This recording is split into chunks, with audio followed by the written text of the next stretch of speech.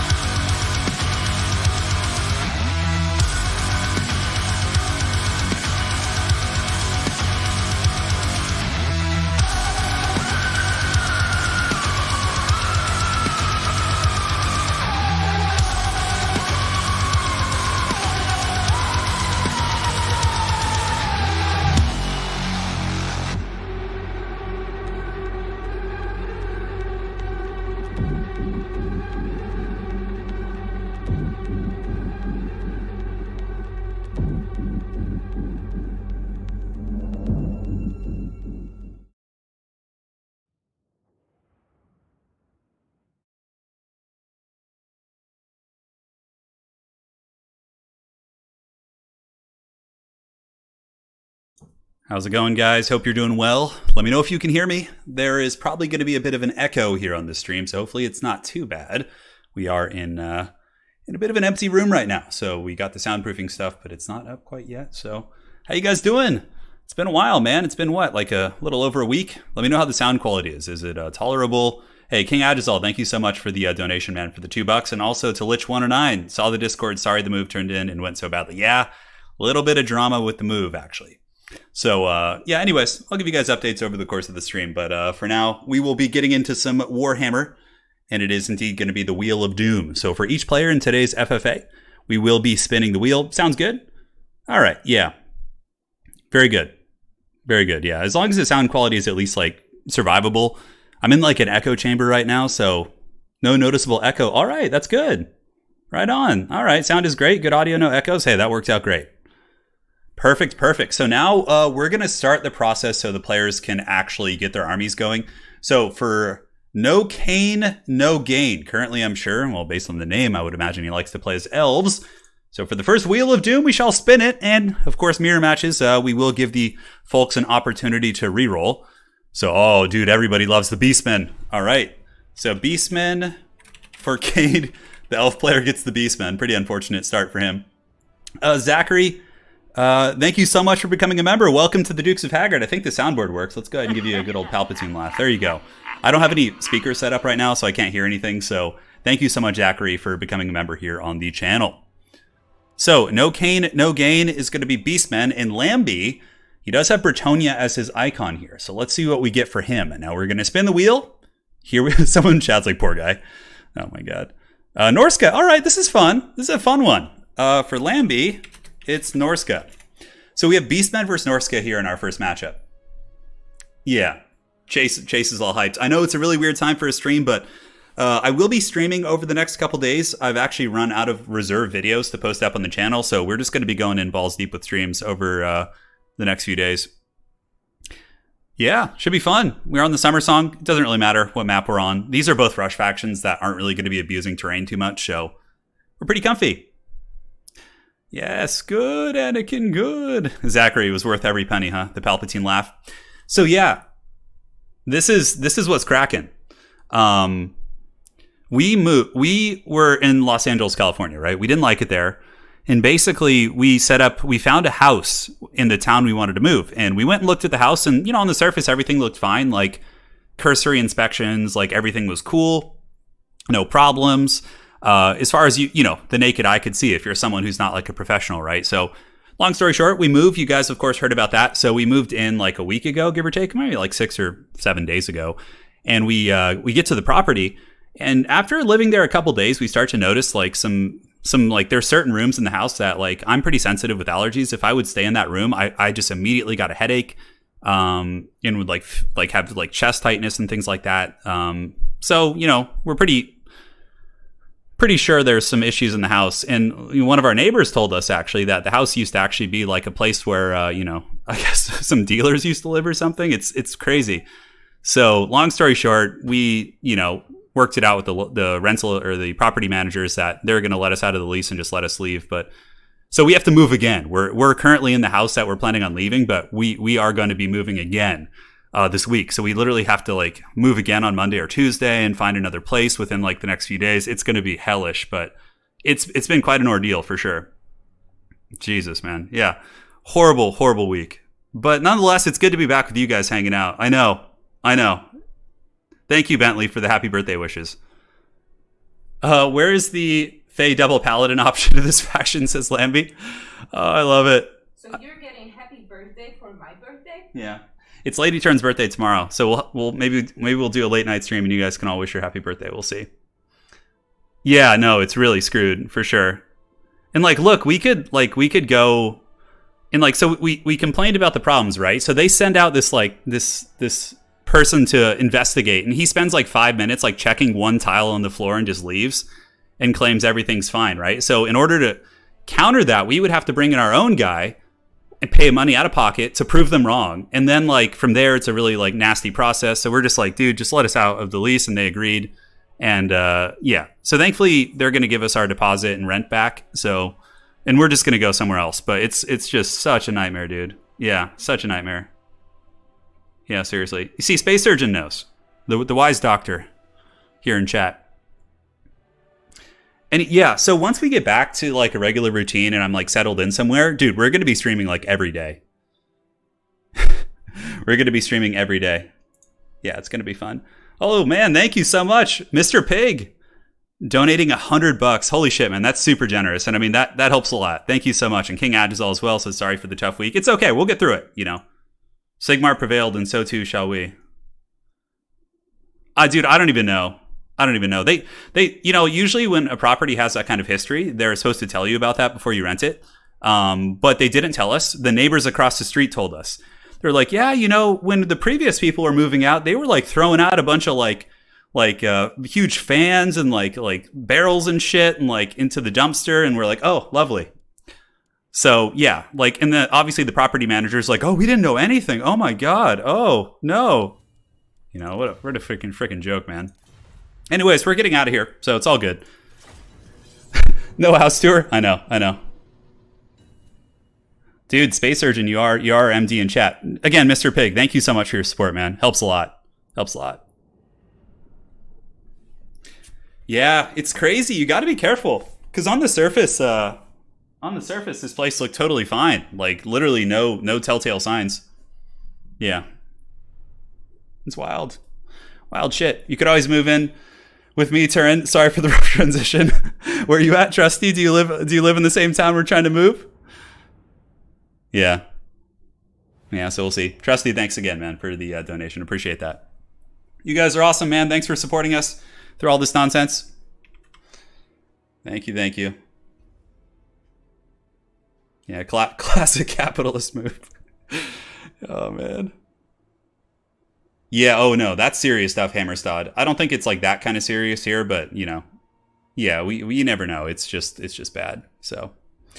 It's all good. We'll be out in a couple days, and we'll be back in business. Anyways, let's talk some Warhammer. Now, as far as the compositions go, we've taken a look at Norsca versus Beastmen. This is an interesting one. Berserker is obviously pretty effective here. Really high DPS against light armor, and you know the entire Beastmen roster except Bestigors are lightly armored. And you know, in my experience, I find that Bestigors, even when they're in a trade, that they should be winning. Right? They have the armor superiority. They have good shock value. I find that they just don't trade super effectively. So the Berserkers certainly like it. High leadership. Beastmen can have really overwhelming rushes, so sometimes if you have like low leadership front lines, they can get buckled pretty quickly. So I do like seeing the triple Berserker with the Marauders as well here from Lambie. Now, another really essential piece in this matchup is the Marauder Horsemen. For 500 gold, these guys are an absolute steal. They can poke Minotaurs, they can poke Spawn. Got to be careful with Centaur Pursuit, but they can out-skirmish Centaur Throwing Axes. They just lose in melee, so you have to be a little bit cautious with that. On top of that, we got the dreaded Quad Condom Wolf coming in here with them rubbers. I think in total there are 4 of those. 1, 2, 3, 4. Yep, looks like it. Skin Wolves are great. You know, against Minotaurs, it can be a bloody affair. But again, most of the Beastmen army, a lot of the really powerful stuff outside of infantry, is lightly armored and large as well. So that is pretty much the picture. Oh yes, the screen blocker. Well, at least it's a small one, so you guys can more or less see the picture. I know it's been a while. I know, Hunter, I'm missing the title fights tonight. Well, we gotta save dough, considering everything that's going. Mr. Pig's just like, let it happen. Let it happen. Nicholas, hope you had a nice move. Yeah.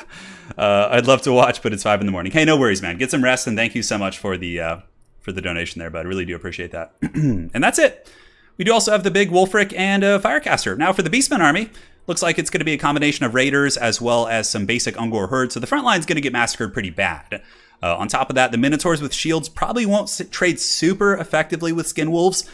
Kind of curious about the application. I guess against Marauder Horsemen, they're more durable having the silver shield, so there is a little something going on. And in the backfield, Centaurs are throwing axes. If they can stay away from the Horsemen, just kind of buffer out the Horsemen using your Warhounds and things like that, the Centaurs are throwing axes should provide some pretty good DPS against like Wolfric and those big targets. So yeah, certainly solid armies. You know, a lot of it's going to come down to play. These are both armies that have light armor and, you know, a little bit on the squishier side of things. So we will see who has more finesse here in this particular battle. Good luck, have fun. Let's do it. Yes, we're doing it.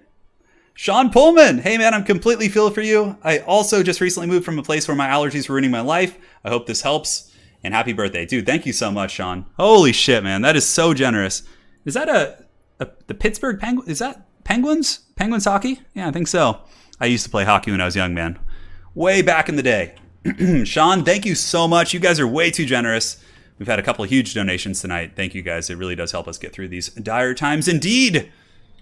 And now they move forward. The Berserkers preparing to clash here in the front line. The Condom Wolves sitting idly in the back, waiting to pounce upon their unprotected prey here. The Minotaurs, only have 45 armor, certainly do qualify as large targets. Here comes the Berserkers, and it looks like the Beastmen threatening the flank a little bit with the Hounds, but for the most part, the Skin Wolf should be able to screen these bad boys out. Hounds are infantry-sized, so, you know, sometimes like Skaven Warhounds and things like that, the Skaven Wolf Rats can be very effective there, but obviously with just sheer brute force here, the Minotaurs will be able to hurt the Berserkers, especially with the Elite Chariot supporting, but here we now get the countercharge from the Condom Wolves, and if they're able to sit in saturated combat here with the Minotaurs, that'll be some really, really good damage. So yeah, the Berserkers taking big shock damage across the front line, but I think in sustained combat with the Skin Wolf support, they should be able to win many of these engagements. Wolfric also piles in the middle, but, you know, so far the triple Minotaurs seem to be performing pretty well. The Norscan player here, Lambie, really needs to get his Marauder Horsemen up here and have them start throwing at the Minotaur with the shields and pressuring here, but a big Burning Head coming down, going to be going through the chaff.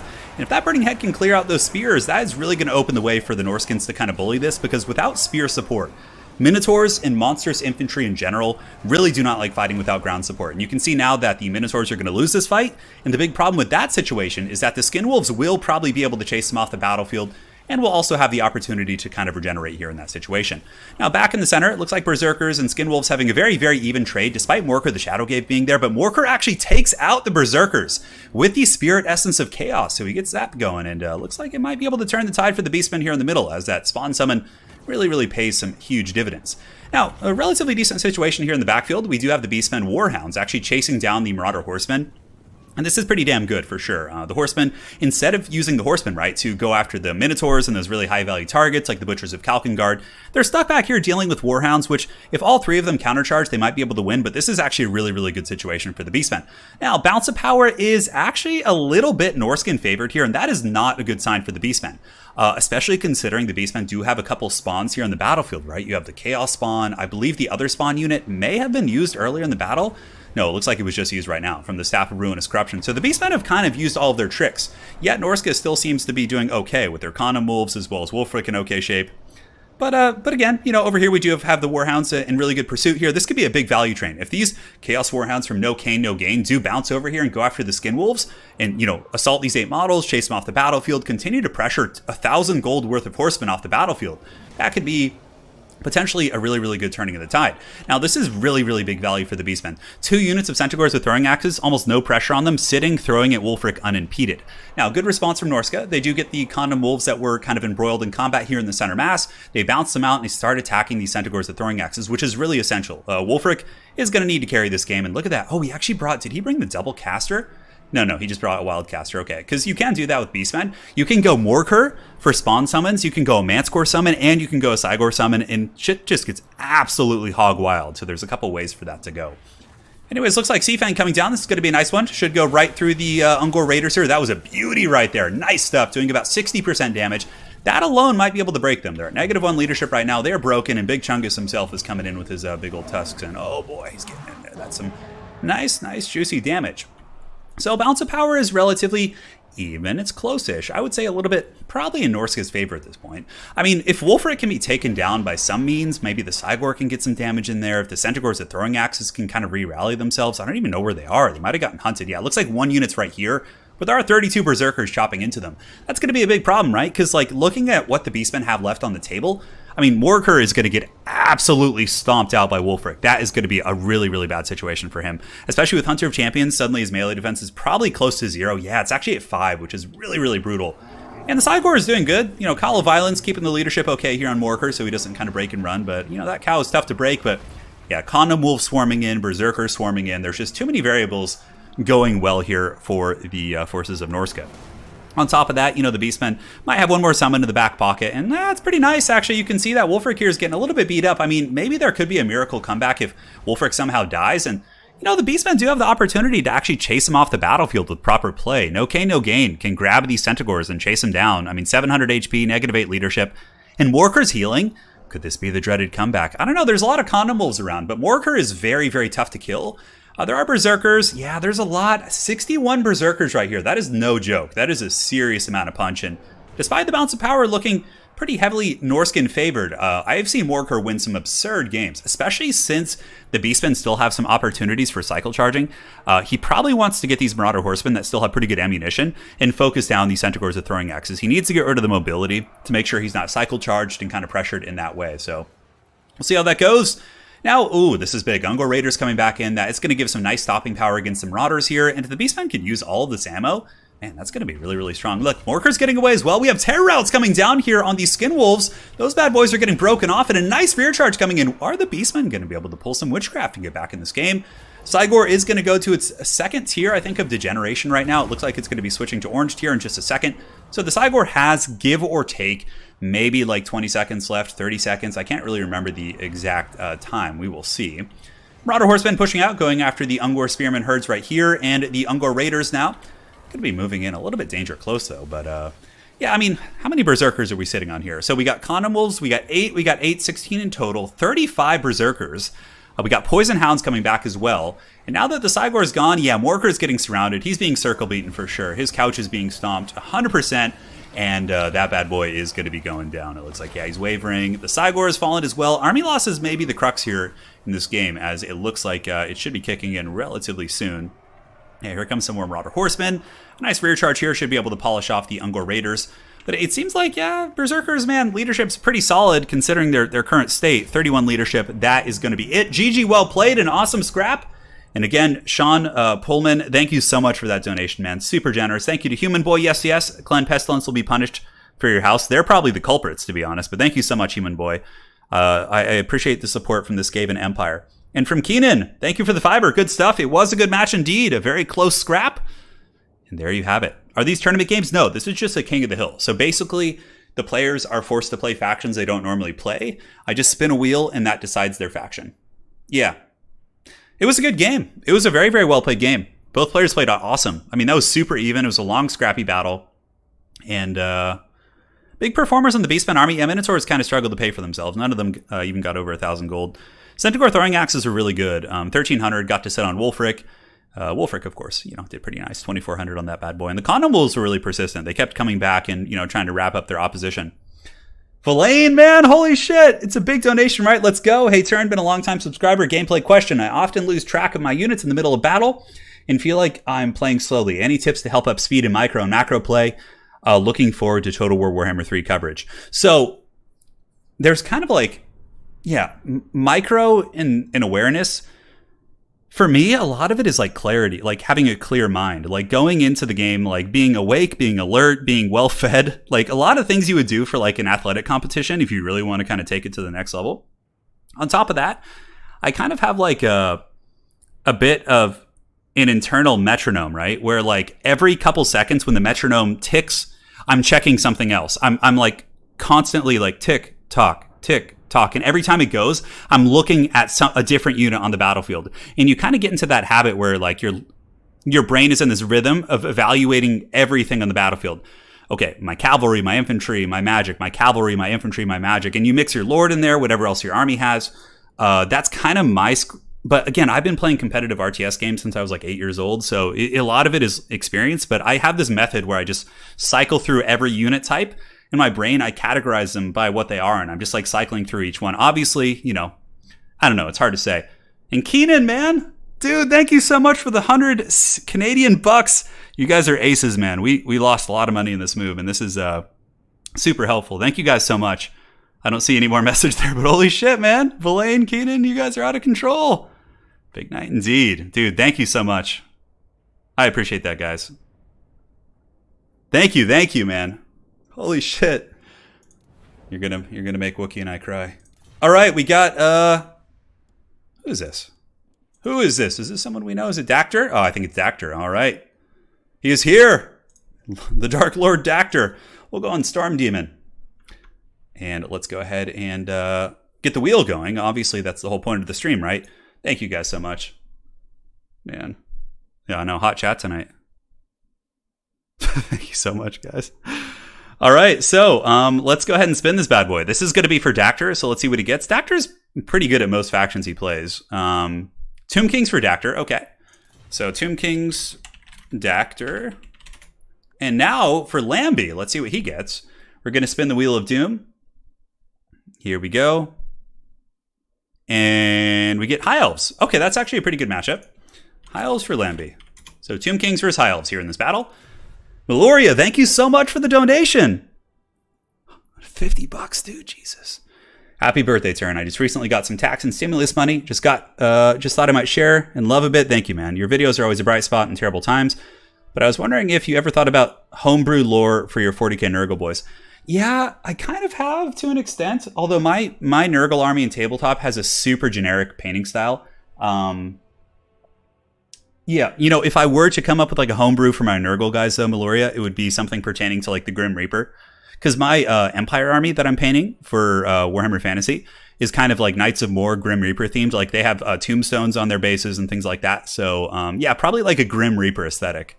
Like the Harbingers of Death, that kind of cringy 12-year-old stuff. You get the picture, but that's kind of the jam. Eledgeron, have you seen? I don't know if I have. Feel free to send me some on Discord. I haven't. Hey, Presser Sleepy Time ASMR, thank you so much. The streams are back, baby. How's the new lair treating you? You know, some drama, but we're surviving. If you want to go back to the beginning of the stream, I explained the whole situation, but thank you so much for the 20, man. Have a pizza, I will. No K, no gain. Thanks for becoming a member, man. You guys are out of control tonight. Jesus, man. Thank you guys so much. And then General Confusion plays. Longtime viewer, I'm moving myself tomorrow, so I feel your pain. Good luck with the next one. Thank you. Thank you, guys. Thank you. Yeah, you know what would be really funny? Shetland Apache? Yes, dude, I was about to say what you just said.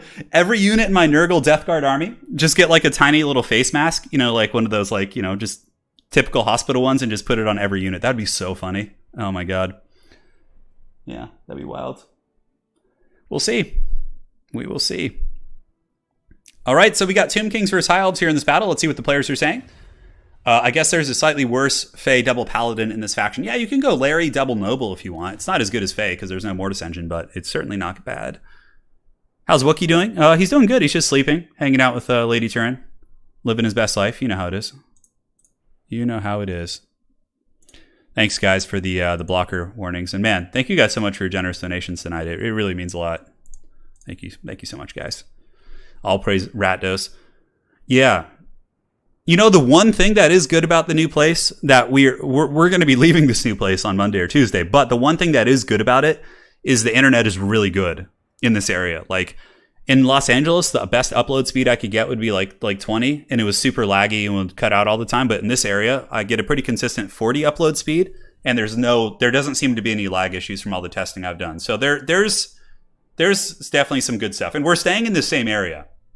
We're not leaving it, so we're just moving probably down the street or like you know, somewhere in the region because we love this town. It's just, you know, this place isn't good. So, Joe Leonard, late night Torino stream. I know, man, we're going hard. There's going to be a couple of those. Might do one. Maybe do something. You guys want to watch me lose at some chess? Holy shit, I've been losing. So I made a chess.com account, right? I was like, yeah, I used to play chess when I was like 12 years old. So I went like 25 wins and like 4 losses. Or something crazy like that. And my ELO was like 1200 or something. It was pretty good. I was very happy. And then suddenly when I hit 1200, dude, I just like lose every game now. I tanked back to like 1000 and I'm just getting like karate chops. I don't know what it is. Man, people are really good at chess. But if you guys want to watch me lose at chess, it could be fun. Ratdos the Great Destroyer. Joe Leonard, man, thanks again for your donation. Thank you guys all. All right. Oh, looks like we got a little Khalida action. This should be fun. Now, I'm not going to forget the Wheel of Doom this time. Let's go ahead and get that bad boy. And do it. No. Bubba's Big Blast. I'm not in LA right now. I'm in somewhere else in Southern California. It's like a beach town up the coast, like further north. I would say like the center. It's like near Santa Barbara and like Ventura County. We're like up in that area now, which is lovely. Beautiful ocean air, all that kind of stuff. Dude, yeah, Flying Taco. I thought I was the shit. I was like, oh, dude, I'm up to 1200. I have like an 80% win rate, and then boom, dude, I just get karate chopped, just like right in the neck. Yeah, Flying Taco's like, I climbed to 1300, then fell to 900. Yeah, what is it, dude? What is it? It's just, I guess I don't know. Jeez, man. Yeah, like people don't really blunder as much, at least once you get to that threshold. It's just like a whole nother beast, man. Yeah. I love playing chess, though. It's so much fun. I've just been having trouble focusing. I've been so angry the past couple days and like stressed out and pissed off. I've just like been in a corn rage. I know, Misha. We just put more of a burden on your plate here. All right, guys. So now let's talk some Hammer of the War, some Warham. For the forces here of Dactyr, he has skeleton warriors. Looks like a chaff front line mostly. You know, High Elf Spearmen and Rangers aren't like super heavy stopping power infantry units. And the problem is if High Elves do go lead infantry against Tomb Kings, they get blasted by Great Bows, they get blasted by Caskets. So I certainly think you can afford to go like cheap cavalry and things like that. So, yeah, Taco says, I don't know. Maybe once you start losing, it just snowballs. Yeah, I don't know, man. And sometimes I just get frustrated and just like play fast and make blunders. Yeah, it's just like, ugh. Anyways.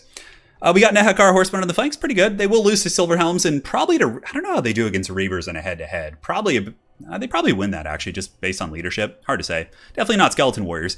So we got Khalida, Double Great Bow, Casket. It looks like Dactyr is going to be going for Khalida's buffs. So she does have the, not the Venom Wave. That will be done. Where's the Kalita buff? Yeah, the Blessing of Asafir. Yeah, that's the one that gives reload skill, AP damage. I'm really excited to see if those augmentations actually help. In my experience, it usually doesn't do that much. Because, you know, a good high elf player, someone like this here, the dreaded Lambie, is going to be able to juke back and forth. And I do love the double Arcane Phoenix, or at least a Flamespire plus Arcane Phoenix. It's really nasty. Like, that Goon Squad, if used properly and really cautiously, can do so much damage. It is really, really gross. On top of that, we got Rangers, we got Spearmen. We do also have some Silver Helms here on the flank. Double Bolt Thrower. Bolt Throwers here are going to be super solid. Granted, 2 Great Bows and a Casket. If they advance up, they might be able to outdo those Bolt Throwers, but we'll see. We'll see. I do like this play here from Lambie. He's just juking back and forth. And you see what I'm saying? Like, it's pretty hard to snipe these birds if somebody's really paying attention. So the Great Bows probably want to scoot up the army, like move up the Tomb King's army in general, and maybe go after the Bolt Throwers. Although, you know, he's hitting home. He's hitting home. That Phoenix taking a little bit of work. And the Skeleton Horseman Archers, considering there are no High Elf Archers, no Reaver Archers, those bad boys are going to be able to screen pretty well. And yeah, it's a tricky pickle. That Casket of Souls is doing some okay damage. 6 kills so far. It looks like it has been able to pour some damage here into the Rangers. Kind of, you know, doing its thing. Somebody in chat asking, does chess have Ratdos? I do not believe Ratdos the Great Deceiver is in chess. So, yeah, it's a tricky one, man. It is a tricky one indeed. Hey, Jarvis, man. Glad to hear that. Glad to hear you're enjoying the Warhammer. So it looks like Spirit Leech overcasted going down, trying to wear down the Silver Helms, which is certainly good. That's probably one issue this army might have, would be with Silver Helms, because they can dominate Nehekar Horsemen and these and can deal with chaff, right? So the Great Bows are going to need to kill them. And the amount of damage that these Silver Helms is taking is quite punishing for sure. I think that Lambie might need to advance here, might need to start pressuring. He could go and do some bombardments with his birds. He could like fly overhead. He could position the Arcane Phoenix back here over the Casket of Souls. And then suddenly, you know, if Kalita advances with Great Bows, the Phoenix could probably kill that Casket very, very quickly. There's a fair amount of options. Look at that. He's actually trying to do bombardments here on the mobile Skeleton Horseman Archers. But Dactyr is a very, very top tier player. And I'm sure Lambie is a very good player as well. But Dactyr is not going to be letting that happen for free. And the Ushabti, man, really starting to pay huge dues, but you do have to remember that the Phoenixes do have that rebirth ability, so there is a pretty good chance that, you know, it can come back once it gets very damaged. That's kind of the scary thing about investing damage in the Phoenixes early. Although, you know, it's good. If you could just break it and chase it off, you never know. We'll see what happens. So here on the flank, it looks like the Nehekar Horsemen preparing to pressure in, and there's 1 unit of Spearmen back here defending these bolters, which I think is a bit of an issue. I think he needs to make sure to leave a Silver Helm back here too, because if he doesn't, I think the Nehekar Horsemen will be able to outmaneuver and destroy the Bolt Throwers, despite the defending Spearman unit.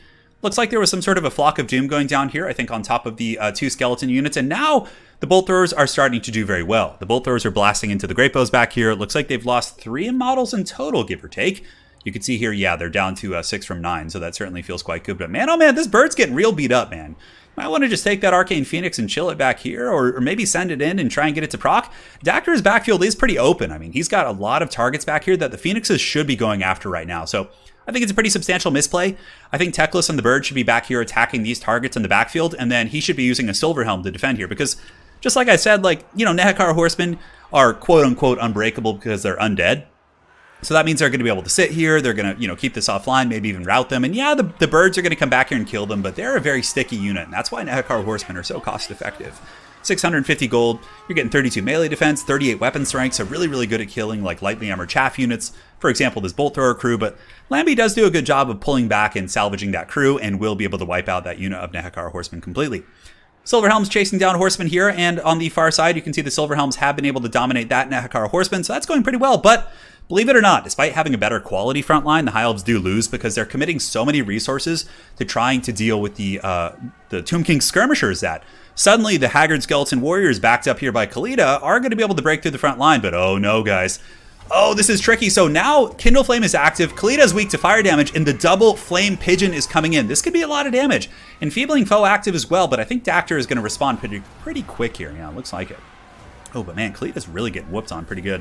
Yeah, a lot of damage on Kalita. And that's a really cool thing about Bird Teclis. So he has the Kindle Flame passive. So whenever he casts Enfeebling Foe, Net of Amnatok, anything like that, basically it imbues fire weakness in whatever he's attacking in the whole map. So it's really, really powerful. And I think like Teclis plus Arcane Phoenix or Flamespire Phoenix is such a powerful way to play High Elves. So something to consider for sure. And KOTH might be going down here, guys. She's going in the can a little bit, and I don't know if she's going to be able to get away from Pekkalis. Sort of Techless active. Tomb Kings do have a fair amount of a tar pit here. They have skeleton warriors and some horsemen, but that one pigeon has gotten away, and I think KOTH is in some serious danger. Now in the backfield, it looks like the Eagle Claw Bolt Thrower is offline. The skeleton horsemen obviously able to dismantle that position very easily, considering there was no mobile defenses. So both the Eagle Claw Bolt Throwers are going to be paying the ultimate troll toll here in this situation. That's relatively tricky for sure. Techless and the Flamespire Phoenix back in the sky. It looks like KOTH was able to survive by the hair on her chinny chin chin. And now those birds are going to be going in. Definitely going to be looking to junk on that snake here. But don't birds in real life actually just like take down snakes? I feel like we got some natural selection going on here. So here comes the birds going after the snake lady. Looks like the Ushapti Grapos might be used as a bit of a screen, but ooh, that is not going to feel good. Oh, and Pekkalis takes her down. KOTH getting absolutely steel-chaired. I am in danger. She is in danger. And with that, the balance of power does go in the favor of the Hiles. Now, this is big here. He needs to get away with the bird. If this Flamespire Phoenix gets trapped by all the Ushapti here, that could be a big problem. Maybe it could even kill it. But again, the rebirth is still on the table. And that's why Techless, at this point, does not want to use a regrowth on this bird. Probably use it on yourself if you're going to be doing it at all. Let the bird try and get its regrowth proc, and let the bird watch. And we'll see if it can get away. Now, battle is pretty even. Balance of power a little bit Tomb King favored, but all it takes for that to change is one rebirth. And Bird Techless is going to be an absolute unholy terror right now. But, on that same note, the Tomb Kings do have a ton of shit around the battlefield. Skeletons here, Skeleton Spearmen, 120 models here, which is going to be really, really tough for Techless to get through. It looks like a regrowth going down on the Flamespire Phoenix. I guess it keeps the leadership afloat. I don't know if I agree with the decision overall. And the Ushapti Summon is still active on the battlefield, and that will disappear. So the Ushapti Summon is giving the Tomb Kings a bit of a false inflation as it pertains to the Bounce of Powers. Bounce of Powers. So somebody in chat says, Maxwell says, yeah, birds absolutely dunk on snakes. You see, it's just meant to be, man. It's just how it goes.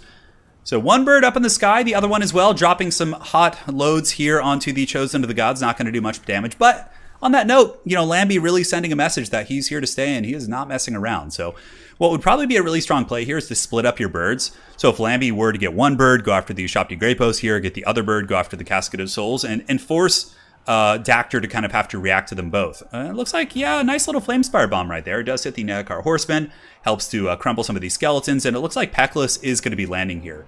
But these Grapos really need to be dealt with. Still pretty healthy, 6 of 9 models, a lot of ammunition left. He needs to go over there and shut these bad boys down, or else there's going to be a serious problem. Really good Flock of Doom. Hits everything. Hits all the infantry there. Quite solid. High Elves do have some Rangers. Ooh, some dreaded tactical reserves here in the back for Dactyr. Those Skeleton Warriors, I'm sure, will make their way back. And a couple units of Skeleton Spears around the battlefield. Even the Bolt Thrower crews have come back, so that could be something to consider here in the late game.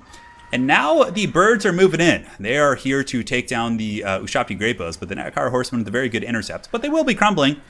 I don't know, this bird might get trapped again, honestly. It looks like Dactyr is coming for the full RTS surround, so maybe going to get the horseman around the side and pin in that bird, which would be a really good play. But where's Techless? He's going to go in. Potion of Croy popped. Going to be trying to goon that Deathcaster. A good choice. There's probably still some Winds of Magic on the battlefield, considering the Casket of Souls does augment your Winds of Magic. So going after the Deathcaster here, I think, is a pretty smart play to prevent future Spirit Leeches. It'll also affect the balance of power pretty heavily. Yeah, there it goes. Casket of Souls getting down and dirty. The DJ is in the booth, and he is trying to get in here himself and ram. Casket of Souls, what is their weapon strength? I think it's pretty damn low. I think it's like 26. So it's basically the equivalent of like one infantry model attacking you. So really pretty insignificant there. But Techless is in some trouble here, guys. Spirit Leech going down.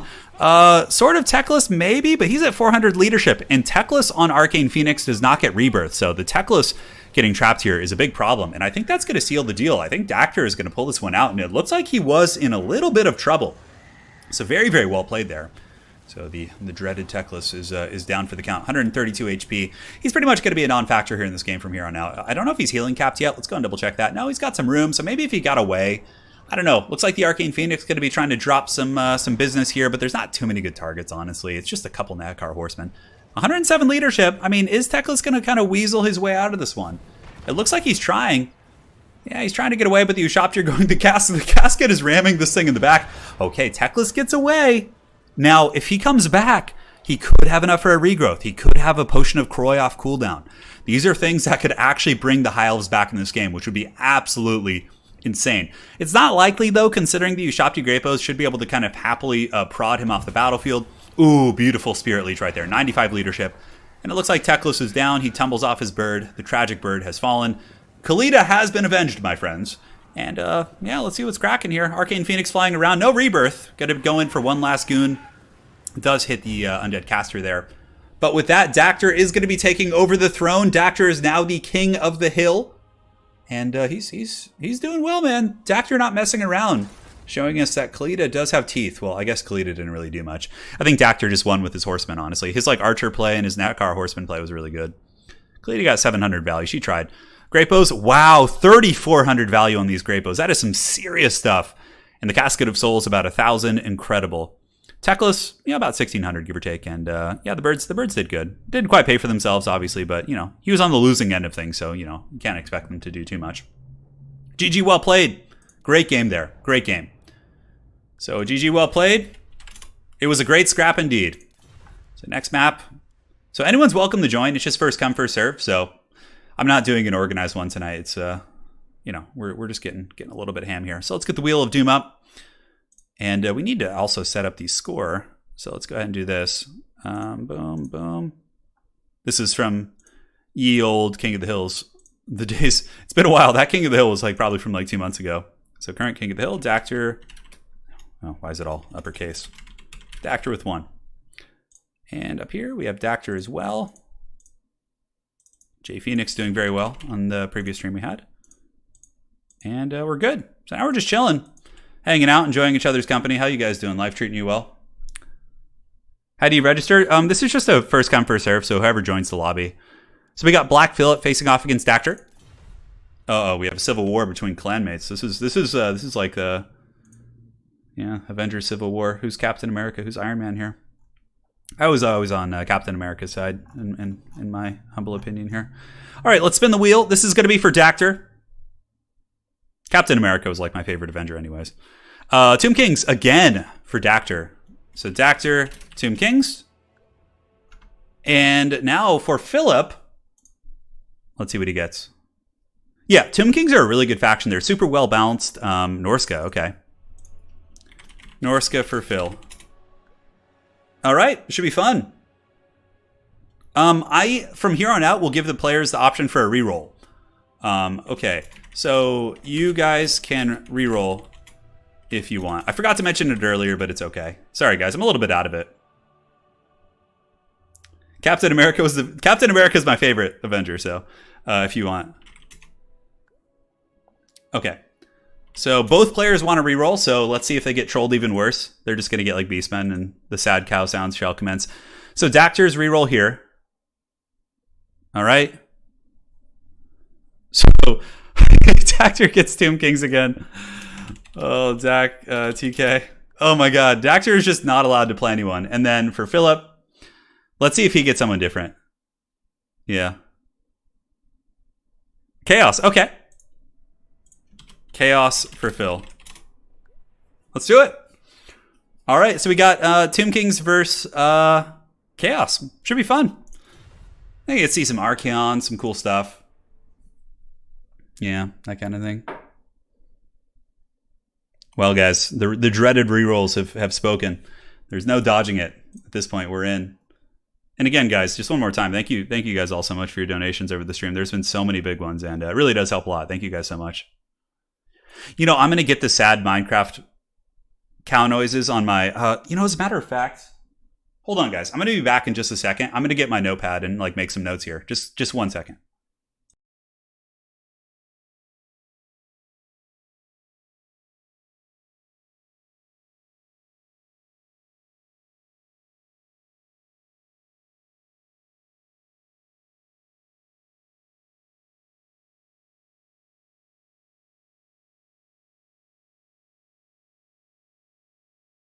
All right, guys, I'm back. So while we're here, what noises should we add to the soundboard? I have 1, 2, 3, 4, 5. I have 15 spots. So yeah, I think the Minecraft cow for the Beastmen would be good.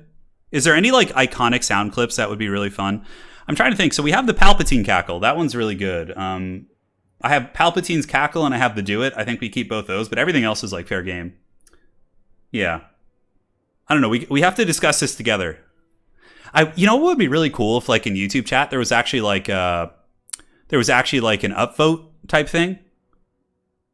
Yeah. You guys could upvote each other's comments in chat. Wouldn't that be kind of cool? So like you guys could highlight comments that you thought were really good. I think that'd be great. Yeah. Yeah, he's playing Followers of Nagash. That'll be fun, actually. We're probably going to see Hex Wraiths, I would guess. What is this sleep you speak of? Yeah, who needs sleep, right? We're all business here, my friends. We're all business. The Wilhelm Scream? Yeah, that's not a bad one. I'll write that down as a suggestion. So, Wilhelm. Welcome to Astali. I am the Senate. Oh, yeah. I think I have the consent one. Yeah, I have that. This action does not have my consent. I think I have that here. Game over, man. Oh, that's really good. Yeah, Game over, man, from Alien. Dude, nice one, man. It's over, Anakin. See, I already have a lot of Star Wars ones, though. I have Welcome to Astalia. See, here it is. Gentlemen. You're tearing me apart. Don't underestimate my power. Ooh, that one's good too. Yeah, but I don't want the whole board to be Star Wars. You know, like every single one. Don't. And if you're watching this video back from the other side, feel free to leave your suggestion in the comments too. Don't underestimate my power. Okay, so I'm just gonna put prequel memes as like a subtopic. So outside of prequel memes, yeah, like Star Wars memes and prequel memes, I'm just gonna put those as like one big thing on here on the list. Steel chair smacking something. Okay, yeah, WWE commentary. Yeah, WWE commentary when he's like, "Oh my God, he's broken in half." Yeah, okay, WWE commentary. That'd be really fun. Oh, I can't believe you've done this. Okay, let me write that down. I can't believe you've done this. that one's pretty good. Yeah. Okay. Asinine Mortal. Yeah, you know, I gotta look. Let me put that down. What can men do against such reckless hate? Okay. So, Theoden quotes. Where was Gondor when the Westfold fell? That just like, there's no like pertinence there though. Yeah, Chosen One. Oh, Contende. Yeah, Chosen One. I'll just have that just for when Chosen One plays in tournaments. Yeah. Wookiee is snoring in the background. It's adorable. Now, this is pod racing. Okay. That goes under the prequel memes, because we have one category for going to pick a fight from Braveheart. That's good, too. Damn, you guys... The cool part is I can come back in the stream at this point and watch this part and, like, actually, like... Okay. Inconceivable from Princess Bride. King of the Hill thinking, oh, yeah. Pocket Sand. Denethor? Yeah. There's so many good ones, man. Thank you guys for helping. No, I'm laying here. Wookiees invading the bed back there. Captain Insano shows no mercy. Dude, Zachary, I love that movie. Waterboy is like one of my favorite Adam Sandler movies. R2D2 Scream. Okay, this is perfect. No, please. Yeah, I'm going to put that one. SP1125. I already have that one downloaded, so. The sound of a screen blocker covering the screen. Yeah, that's definitely doable. All right. We're in the game. Holy shit, they're ready already. Okay, let's take a look at the armies. So I will come back and look at all the further comments after the stream. I got a bunch of them written down, though, so we're good. So, guys, if we take a look at the Followers of Nagash, it's going to be Crypt Ghouls in the front line, which typically against Warriors of Chaos are not very good. If Chaos brings Chaos Warriors or anything above Marauders, they're going to get absolutely destroyed. But against basic Marauders, they might actually be okay. We got Ark in the Black. We have triple Hex Race here with a bunch of Fellbats up in the sky and some Direwolves hiding on the flanks. So basically, guys, he brought a Vampire Count's army with Ark in the Black. That is so funny. And, of course, no invocation of the Hex. So triple Hex Wraith, Crypt Ghouls, we got Bats, we got Direwolves. This is such a meme. Holy shit. This is so good. This is so good indeed. And now, guys, if we take a look here at the Forces of Chaos, we have Archaon the Ever-Chosen on horseback, Archaon the Ever-Spirit Leeched is more like it. For the main battle line, it's going to be Marauder Great Weapons backed up by Spawn. Spawn will absolutely tear apart Crypt Ghouls. He's got to watch out for that engagement for sure. And up in the sky, we have double Exalted Hero. So they're going to be on their Mance Cores, and that is a lot of stopping power for sure. Ark in the Black better swiggity swooty and watch out for that charge there. They both have the Hellfire Sword too, which actually gives them fire damage. Now on the far side of the field, really good play here by Dactyr. Seeing that Black Phillip was a little bit overextended, he comes in, and for almost nothing, he basically gets those Chaos Marauders, which is beautiful. And those Chaos Marauders are going to be paying the ultimate troll toll. And that's, 500 gold for free, more or less. Now, Archaon is going to be responding with Fireball. Let's see what kind of damage it does. it kills a single Hexwraith. Man, so far Dactyr getting really good trades. And I do like the fact that Dactyr isn't engaging with his main army. Rather, he's using his Hexwraiths, his Fellbats, and his Crypt Ghouls to really start just hammering the flanks and picking off freebies wherever he can. Because obviously, in a head-up fight, this Chaos army is going to absolutely steamroll his Crypt Ghoul battle line. As a matter of fact, what Arkan is going to do here, he's going to drop maybe a Skeleton Summon. Yeah, he's going to drop a Summon here. Tar Pit the Chaos Force, buys him more time to Spirit Leech, and buys him more time to get these freebies around the battlefield. Just masterful play here by Dactyr. Philip definitely needs to keep his army a little bit closer together. If your opponent isn't defending like a bow line, going wide can be a little bit risky because it does make your flanks a little bit weaker. So yeah, 500 gone here, 500 gone here. 375 or 400, whatever it is for those Marauders gone. So far, Dactyr is really picking apart this army. But now, this could get a little bit scary, and honestly, this could just straight up lose him the game. Arkan the Black does get attacked by, and Archaon's coming in. Spirit Leech is down, and look at this. Arkan the Black is in some huge trouble, and this army doesn't really have too much to save him. Archaon does do magic damage too, it looks like. So yeah, he's going to be able to fight these Hexwraiths here, but Archaon is coming for that bony boy right there. Now they're going to be using Flaming Sword of Ruin probably. Yeah, that's so good. Beautiful play there by Philip, getting some good vengeance, and honestly, that damage on Arkan the Black and also killing these Hexwraiths, probably in the end of the day, is going to help him compensate for the losses that he has taken on the flanks here. So far, a very good back and forth game. And with, Arkan being in trouble, that is, it's a very nice comeback here for Chaos. Hexwraiths charging into the back. Mirror Guard will be quite durable here. Spawn, of course, are unbreakable. Chaos Marauders with great weapons might be susceptible to a terror route here because Hexwraiths do cause terror, so that is something to consider. But now the Exalted Heroes, who do have 85 speed, chasing down Arkan, who has 76 speed, going to be coming in pretty hot. Philip with a nice potential Burning Head. It does cook the edges of these Hexwraiths here, but it looks like a nice evasive maneuver there by Dactyr. He's able to get away from that for the most part, but good play on both sides. Now, as expected, Crypt Ghouls, chewing up Chaos Marauders, but again, anywhere where there's Mirror Guard or Spawn, the little angry golems are being absolutely destroyed. And it looks like a Ushapti Summon's being used here. Very interesting usage. Maybe he's going to stop here and try and lure in the Exalted Heroes. Yeah, that's seems like a little bit of a funky usage. Okay, he's going to try and pull back through the Ushapti and lure in the Exalted Heroes and then trap them. That's what he wants to do. Okay, interesting choice there. I mean, I feel like considering he had the Hexwraiths there, he maybe didn't need to do that. So the Tomb King's basically with a semi-wasted Ushapti Summon here. It's not the end of the world, but Philip is really getting a lot of value in the main battle line. The Crypt Ghouls are being taken apart. The Mirror Guard as well as the Spawn doing very well. But the flank coming in from the Dire Wolves as well as the Hexwraiths should be fine. Hexwraiths also do pretty good AP damage. So going into the back of like a Mirror Guard unit or something like that is going to be pretty good. So, we'll see how this unfolds. Looks like a Flaming Sword of Ruin going down. Beautiful usage, man. Philip has been really on point with these. And that Flaming Sword of Ruin is going to give him massive damage against the Hexwraiths, really nullifying their effectiveness. And on top of that, the little Crypt Ghouls here, you can see those guys are afflicted by the Kindle Flame, which is going to make them weak to fire damage. So it really does have an extremely powerful multiplicative effect here in this situation. Archaon coming in pretty balls deep, charging through the little Golem squad. And Balance of Power is getting pretty heavily into the favor of Chaos here as the Lord of the End Times and Black Phillip, lead this charge here. And the Crypt Ghouls buckling under the pressure and the really high DPS here of the spawns.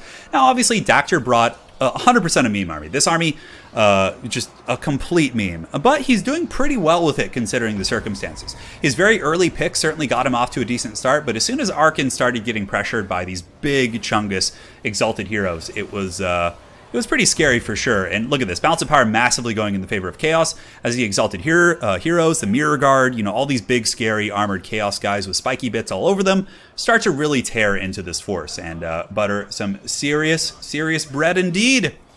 And the last of the Hexwraiths. Looking at the Hexwraiths, they actually look very similar to the Nazgul, kind of. Like, you can see they have those kind of helmets that looks very similar to the Nazgul. And they have, like, hoods and those, like, crowns that the Nazgul kind of wear. Lord of the Rings. It's pretty damn cool, actually. Anyways, zooming back out, did they have that in tabletop? Did their tabletop models have that? Something to consider. But yeah, at this point, Philip has won it. Archaon Ever Chosen and his double Exalted Hero Goon Squad able to show Arkan the Black what's cracking, and he is going to be out for now. GG, well played. GG, well played indeed. Black Phillip will be taking over the throne, and the throne has been heavy tonight. Nobody's been able to win more than one game, so we're going strong. Hey, Havoc, thank you so much for the $150. Thank you so much. Hang in there, pal. Love your channel and love the Discord, folks. Dude, yeah, the Discord community we all have together is awesome. Dude, thank you so much. That is a big, thick donation. Thank you, man. We'll even get a Palpatine cackle to welcome that one in. Thank you so much, man. Havoc, that is life-changing stuff, man. Thank you so much. I'm still waiting on the next Legendary Lord tournament replay. Yeah, Adam, it'll be coming soon. I'm stuck in a really brutal move right now, so like, yeah, I'm streaming in an empty living room right now, basically, and we have to move again because this whole house thing like fell through here. So it's just so much drama. Thank you so much, Havoc, man. If there's anything you want to see, let me know. That is very, very generous. Arkan did okay. Crypticals just got dominated. Hexrace did pretty poorly with the exception of one. It's obviously a full meme army, and he still did very well considering. I don't know what he really could have done that differently, considering his army composition, but I loved watching it, man. It was super fun. Hey, Turin, did you see the bingo board? Yes. Josh, I will be using that on future streams. Probably the next big stream I do that has like a faction war or I will be using the bingo board. 100%. I love it. He did a great job with it. Yeah. And again, thank you so much to Havoc for that donation, dude. And now we got Philip taking over the crown. So we'll just put Phil. We'll just put Phil here for short. Hopefully he doesn't mind that. I'm sure it'll be fine. I should just like, yeah, leave this. I'm just going to put this once we get a decisive like leader who has like more than 2. Yeah, joke's on you. Now Philip's going to have to play. All right, so we got Contende in here. Contende, a solid tournament player. Really, really nice guy, too. So let's have some fun. Put him on the Essence of Chaos. We'll have these guys just have a knockdown, drag-out fight. Watch them to get two artillery factions here. So let's spin the wheel. Firstly and foremost, we are going to be spinning for Contende. Yeah, the Chaos build was very strong. Really good Flaming Swords of Ruin, though, too. The KOTH Pup, yes, I do plan on playing Warcraft 3 again at some point, 100%. So we get, oh my god, the Tomb King's Curse! It's here! Tomb Kings for Contende. All right, and now for Philip. Now, both players have a reroll if they want, so either of them can reroll. Yeah. And we get Vampire Coast. Okay. Coast for Phil. Who wants to reroll? You get one. Dude, the curse of the Tomb Kings is happening. Climax is like, no more Tomb Kings, please, I'm too weak. Okay, Philip's re-rolling. I have to make sure they both want to, or one of them. I have to confirm both, if both players want to before I do it. Contende? Does he want the curse to continue? It's funny because the Tomb Kings units actually have curses on them. Like when they like get to a certain point. It's a rigged undead lobby. I could take them off the wheel. I can actually weight certain factions too. I should just put massive weight on the Beastmen. No, Contende's staying. All right. So Philip is going to reroll. Here it comes. Oh, the wheel. This is for Philip. If it's Tomb Kings, I'm rerolling it. Bretonnia. Okay. Okay, that's cool. For Phil. Let's do it to it. Hey, Trash Bandit. How you doing, man?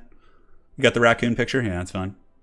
The people need their mummies, says Contende. He's a Tomb Kings fan. Yeah, he's an awesome guy for sure. Thank you guys. Havoc, man, thank you again for that donation. You guys are out of control. We're back in business, baby. Meat's back on the menu. No, I'm not watching UFC, so don't spoil UFC for me right now. I'm going to watch it probably tomorrow or something once I get settled in, or maybe like in the early week. I might just go watch some replays of it tonight or something. No, Kane, don't make people go through the same pain you did. Hey, Kane, you did really good with the Beastmen, though. I don't know if you play them, but you played a very good game, so don't hold your head up high, man. It was a great match. You're clearly a very solid player. If it's a faction you don't play and like you just whipped them out and did that well, you know, let's get rid of the wheel now, like while it's here. Oh, okay, that's Wookie. It's just like a jump scare. Rocky won? Oh, okay. Rocky won, yeah. Wookiee's fighting pretty bad here. Wookiee's fighting back there? Oh, look at that little guy. Wookiee's so old and grumpy. I have to fight him for a spot on the bed. Don't let him get too cozy. He's not going to give us our bed back later. I mean, I have enough space here. I don't know where you're going to be sleeping. I'm on the floor tonight. Wookie has kicked me out of my bed. Yeah, trouble. Galaxy Quest, the aliens laughing. Yeah, like a good... You know what I love in movies? Like a good villainous cackle, you know? That just always makes me laugh. Like if there's like a corny laugh, even if it's not meant to be funny. No Kane, no gain says, that was your first time playing Beastmen in multiplayer? You did really well, dude. considering that. It was a close game, and your opponent is a very good player too, so yeah. I think you could probably, like, I think if the Lizardmen and the Vampire Coast work together, I feel as if you could mount Queen Bess on top of a Dreadsaurian. It would work. That would be a really funny mod. Holy shit. That would be really funny. Deathhoof. Deathhoof is the name of Volkmar the Grimm's horse, right? Or was it the wagon? No, Deathhoof was Volkmar's horse, right? The one in the front that like bites? I can't remember. Where was Deathhoof from? Yeah. Can we get a sudden violin chord for jump scare Wookiee? Oh, that'd be really funny. Like every time I press that, it like does a jump scare. Yeah, Salacious Crumb from Return of the Jedi is a really good laugh. But my favorite villainous laugh has got to be Palpatine's laughs. But aside from that, Willem Dafoe has some good villainous laughs in his older movies, like some good cackles. He has that really freaky like cackle, you know? Evil Dead has some, yeah. Evil Dead does have some really good cackles, yeah. Lady Turner and I watched that. It was Franz's horse. Yes, that's right. It was Franz's horse because Ulrich Rahl was going with horse Franz. Yeah, it was Ulrich Rahl playing in the Gran Torino Swiss League. Yeah. Yeah, Deathhoof was Karl Franz. Yeah. Yes, correct, Contende. You're right. Deathhoof was from Storm of Chaos. Oh, there's an actual thing called Deathhoof in Warhammer Fantasy because we just made that up on stream together. All of us did. Like that was what we were calling Franz's horse. Yeah, Jack Nicholson from Batman. Okay. Yeah. There's compilations on YouTube of evil cackles and like evil laughs that are really good actually. There's like a list of like the top 100 best evil laughs. Like there's some good stuff out there. Ikit Claw has a really good one. I think of all the Skaven, Ikit Claw has the best one, hands down. Throts is pretty good too, but nowhere near Ikit's. Ikit's evil cackle is one of the best in all of Warhammer. Yeah, Mark Hamill's laughter is definitely scary. It's not as funny though. It's more like deranged. Yeah, like fun. Like I'm looking for like corny. You know, Ace Ventura. Yeah, there you go. That's a good one too. Zachary. It sounds like you and I like watched a lot of the same movies growing up. From the references you've been dropping tonight, like those. Yeah. Yeah. Deathhoof. I'm almost ready with no caster, says Contende. This is going to be a fast one because we're on the Essence of Chaos. So, yeah. Yeah, why has Willem Dafoe not been cast as like the Joker? Yeah, I don't know. He'd be so good at it. He's got that face, man. You know? He really does. Yeah, here we go. Yeah, and Arnold Schwarzenegger definitely belongs on the, like, You've Been Terminated or something like that. We need Arnold quotes. No, Kane says, Peckless has quite the cackle when cheesing from above. He for sure does. So I am playing Teclis in the Legendary Lords tournament here on the channel, which will be resuming soon. Sorry about the delay. And every game I've been playing in it, I've just been using Teclis with his pigeons and just like gooning people's lords, like because I don't know how to play High Elves super well, so I just like goon things with like nets. It's so much fun. Nicolas Cage, yeah, Nicolas Cage has got some great laughs for sure. Oh, dudes! So I ordered a huge Nicolas Cage poster because eventually I'm going to start streaming with a webcam once we get settled into our new place and wherever that is. And there's going to be a massive Nicolas Cage poster. Yeah. Get to the choppa. Yeah. It'll be good. It'll be good indeed. Yeah, Arnold in Batman Begins or whatever that movie was as Mr. Freeze would have a lot of good quotes too. There's so many, man. Skeletor laugh. Yeah, Skeletor's laugh isn't bad. Batman Returns. Batman Returns, yeah. Yeah. Anna knows. She's got the wisdom. Arnold is Mr. Freeze, yeah. How's it going, Survivor? How you doing, man? All right, looks like both players are ready. We're going to be jumping in. It's been a pleasure hanging with you guys. We'll probably stream for another hour or so. It's going to be a shorter one tonight. But I'll be back streaming, I don't know, sometime in the next few days. I don't really have the means of... I guess I could record videos here, but... Do you stream every night? Nick, at the moment, I do not, because I'm in the middle of a move. But once we get fully moved into wherever we're going to live, which is kind of in limbo right now, but hopefully by the end of the week I'll have a place, I will be streaming very often. I'll be streaming probably 5 or 6 days a week. Because I prefer streaming to recording videos, actually. It's a lot of fun. Yeah, Arnold, like, there's a movie, I forget what it's called. I think it was in Commando when Arnold, like, throws this guy into a steam pipe and he's like, you know, blow off some steam or something. Arnold has a lot of really good quotes. Hey, Conrad, thanks, man. Right back at you, dude. Yeah, Arnold has some. There could be some good Stallone quotes. You could do like Stallone from Judge Dredd when he says "I am the law." You know, just like super ridiculous and haggard. That'd be really fun. Yeah, Jabba the Hutt's laugh, the really low guttural one, is really good. yeah. There's so many. Yeah. I have some water here real quick. Yeah, the move has been a bit of a disaster, but we're pushing through it. So. Oh man, Danny DeVito. You know, Danny DeVito as the Penguin was like, it's funny, right? But both Anna and I have discussed this in the past. Like, he's actually kind of scary. Like, Danny DeVito as the Penguin is... Did anybody else have that feeling? Like, he's supposed... Like, Danny DeVito's funny. Like, But he was kind of freaky as the Penguin. Like, remember those scenes, like, watching them as a kid? When he's, like, eating the fish? Like, there's something disturbing about that. Like, Danny DeVito's Penguin? I don't know what it is. The hands? Hands. Anna says it's the hands. What, did he have, like, fins or something? Or no, like he had those, like malformed kind of... Yeah, he had, like, penguin kind of... Yeah, like... hands going on. Yeah, it was scary. He was... Yeah, exactly. Misha in chat says he was so creepy as the Penguin. Yeah, he was. Like, it wasn't just us here. So anyways, Danny DeVito in It's Always Sunny in Philadelphia has so many good quotes. He was super creepy in that movie. Yeah, he freaked me out as a kid. I remember being like, when he bites the nose off that, yeah, he was scary. You're a fucking wizard, Harry. Hey, Barrett, I will 100% keep that in mind. And Barrett, if you shoot me a message in ye old Discord, we can chat about it, man. All right, guys, Warhammer time. We'll start talking about Haggard memes again after this battle's over. So for Contende, he went with the defensive box. Spearman, he's got double Sepulchral Stalker, a ton of stopping power, double Grapo, Halberds, and Sneaky Snakes with a Netcaster as well as Kalita. Ooh, look at this. Little Kalita's like making a bit of a comeback right now. Now for the forces here of your boy Black Phillip, no surprises. It's going to be Fey-Enchantress with double Paladin. No, Paladin and Gotrek. Battle Pilgrims will be a good choice. They're durable, can grind through skeleton spears, and in the back he does have Knights of the Realm and Companions and, a fair amount of elite knights and different things like that. So the Bretonnians obviously advancing on the Tomb King's position. The Mortis Engine will be very, very powerful here. Sepulchral Stalkers with proper positioning can do some devastating damage against like knights and things like that. And it looks like some carrion lurking on the far side of the map here. So something snake lore is what Contende says.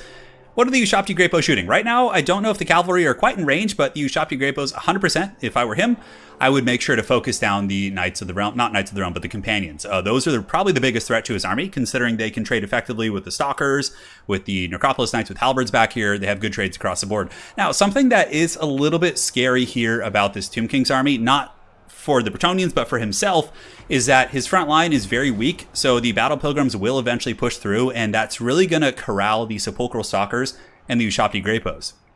This Tomb King's army, in my kind of humble opinion here, does not really have too many tools to deal with infantry. There's no Arc in the Black to summon skeletons. There's no Spirit Leeching, or I guess that wouldn't really matter, but there's no like Lore Magic that can really help heal the Battle Pilgrims.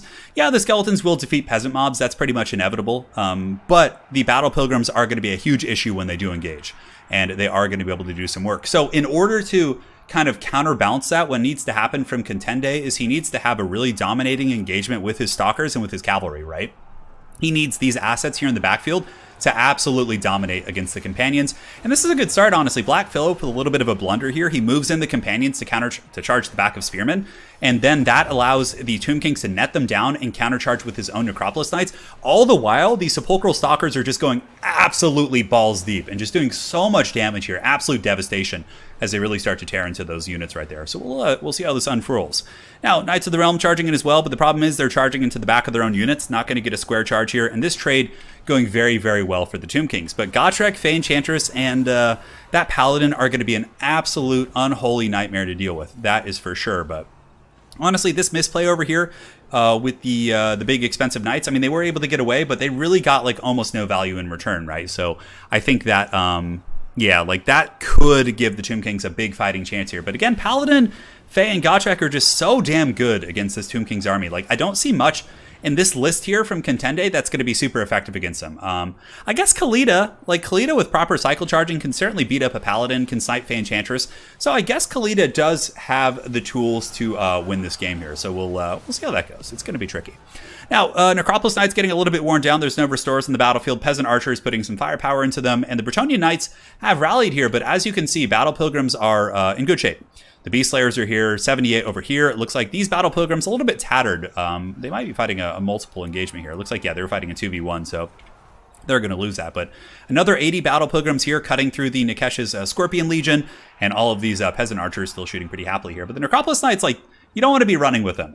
That is going to be a problem. Of course, the Halberds will happily waddle after them all day. And KOTH has some peeling abilities, and so do the Necropolis Knights. But when the Grapos and Sepulchral Stalkers start having to run is when things get a little bit ugly. Now, for Contende, a nice play here, though. He is able to get his Halberds and his Spears into the Archer line. Looks like there are some Knights back here to kind of intercept this, and also some Battle Pilgrims screening over to flank them. But, yeah, being able to kind of push back the Archers for a hot moment is certainly quite nice.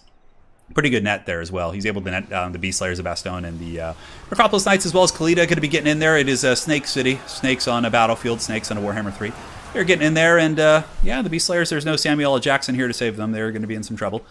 Shaken and stirred. 22 leadership, 2,700 HP it looks like. And the Sepulchral Stalkers, talk about stopping power. And yeah, they just started blasting. That is a lot of punch right there.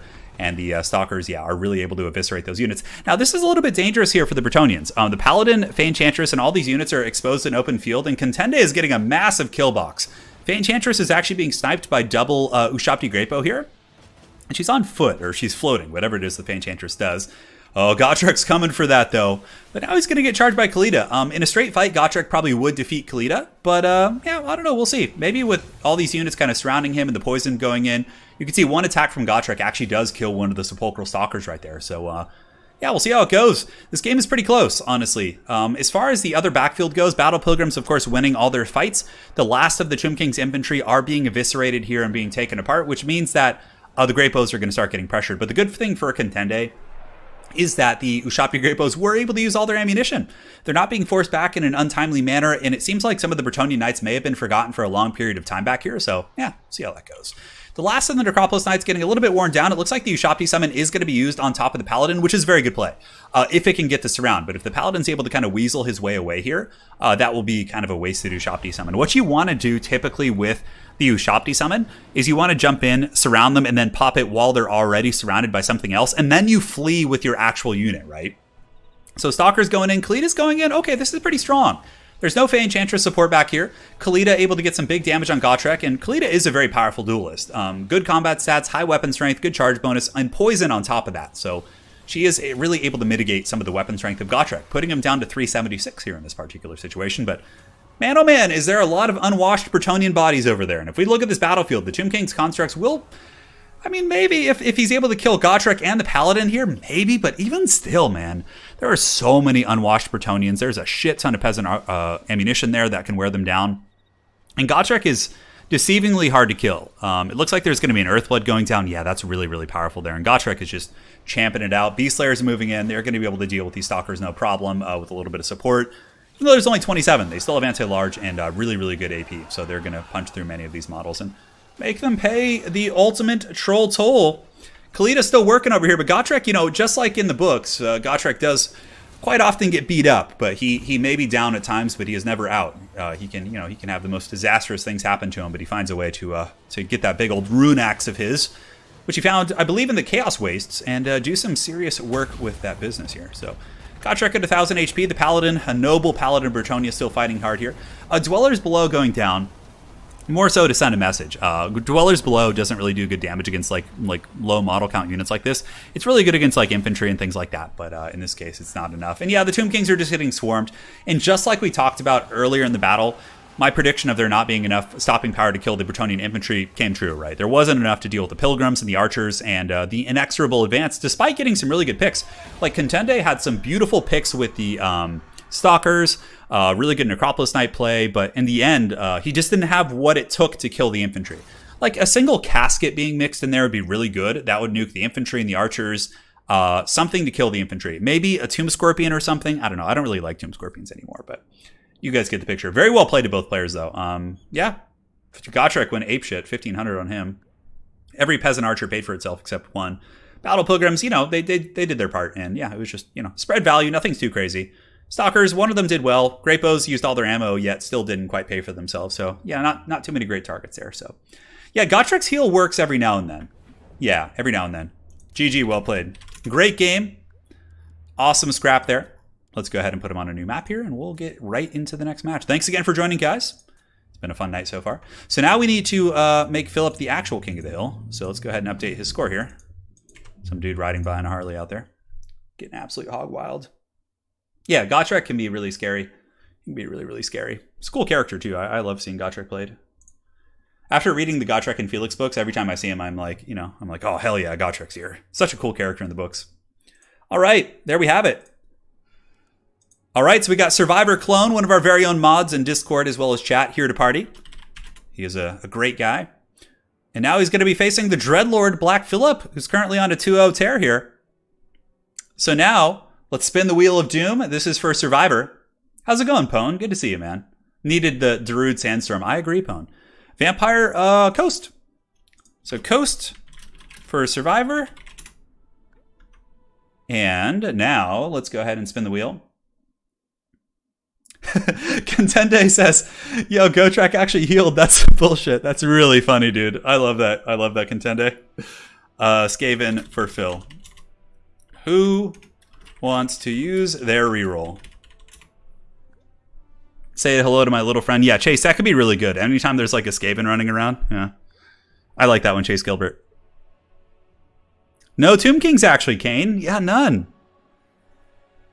Okay. So, Philip wants to reroll. We'll see if Survivor wants to. Some Beastie Boys. Yeah, no, I can't do anything like that, Havoc. Again, Havoc, man, thank you for that donation earlier. Super generous, dude. It would get my stream shut down. Opponent, I always acknowledge you, bro. How dare you? How dare you? All right, both players want to use their reroll. Let's see if they get screwed even worse. All right, let's roll that wheel. Oh, here we go. And a 1 and a 2. Dwarfs. Okay, we got some Dowie. Dwarfs. Dowie are scary because, like, they can be so extreme. You either get hard countered or hard counter someone. Dwarfs for Survivor. Satisfy the grudge. And now for Phil, let's watch him just get hard countered. He's going to get like Vampire Ghost or something. Here it comes. Oh man, that's dead even. Yeah, we got to that one's like dead even. We're just going to re-roll that because I can't see that well. I think it's okay. Dwarfs versus Greenskins. That's actually a fun matchup. Good dwarf players can win this, but it's certainly, I don't know. Yeah, we got a grudge match. Tomb King's incoming now. Colby, it's just first come first serve, so I have a public game lobby, and it's just whoever gets in there first. Really, it's kind of a shit show, but you know.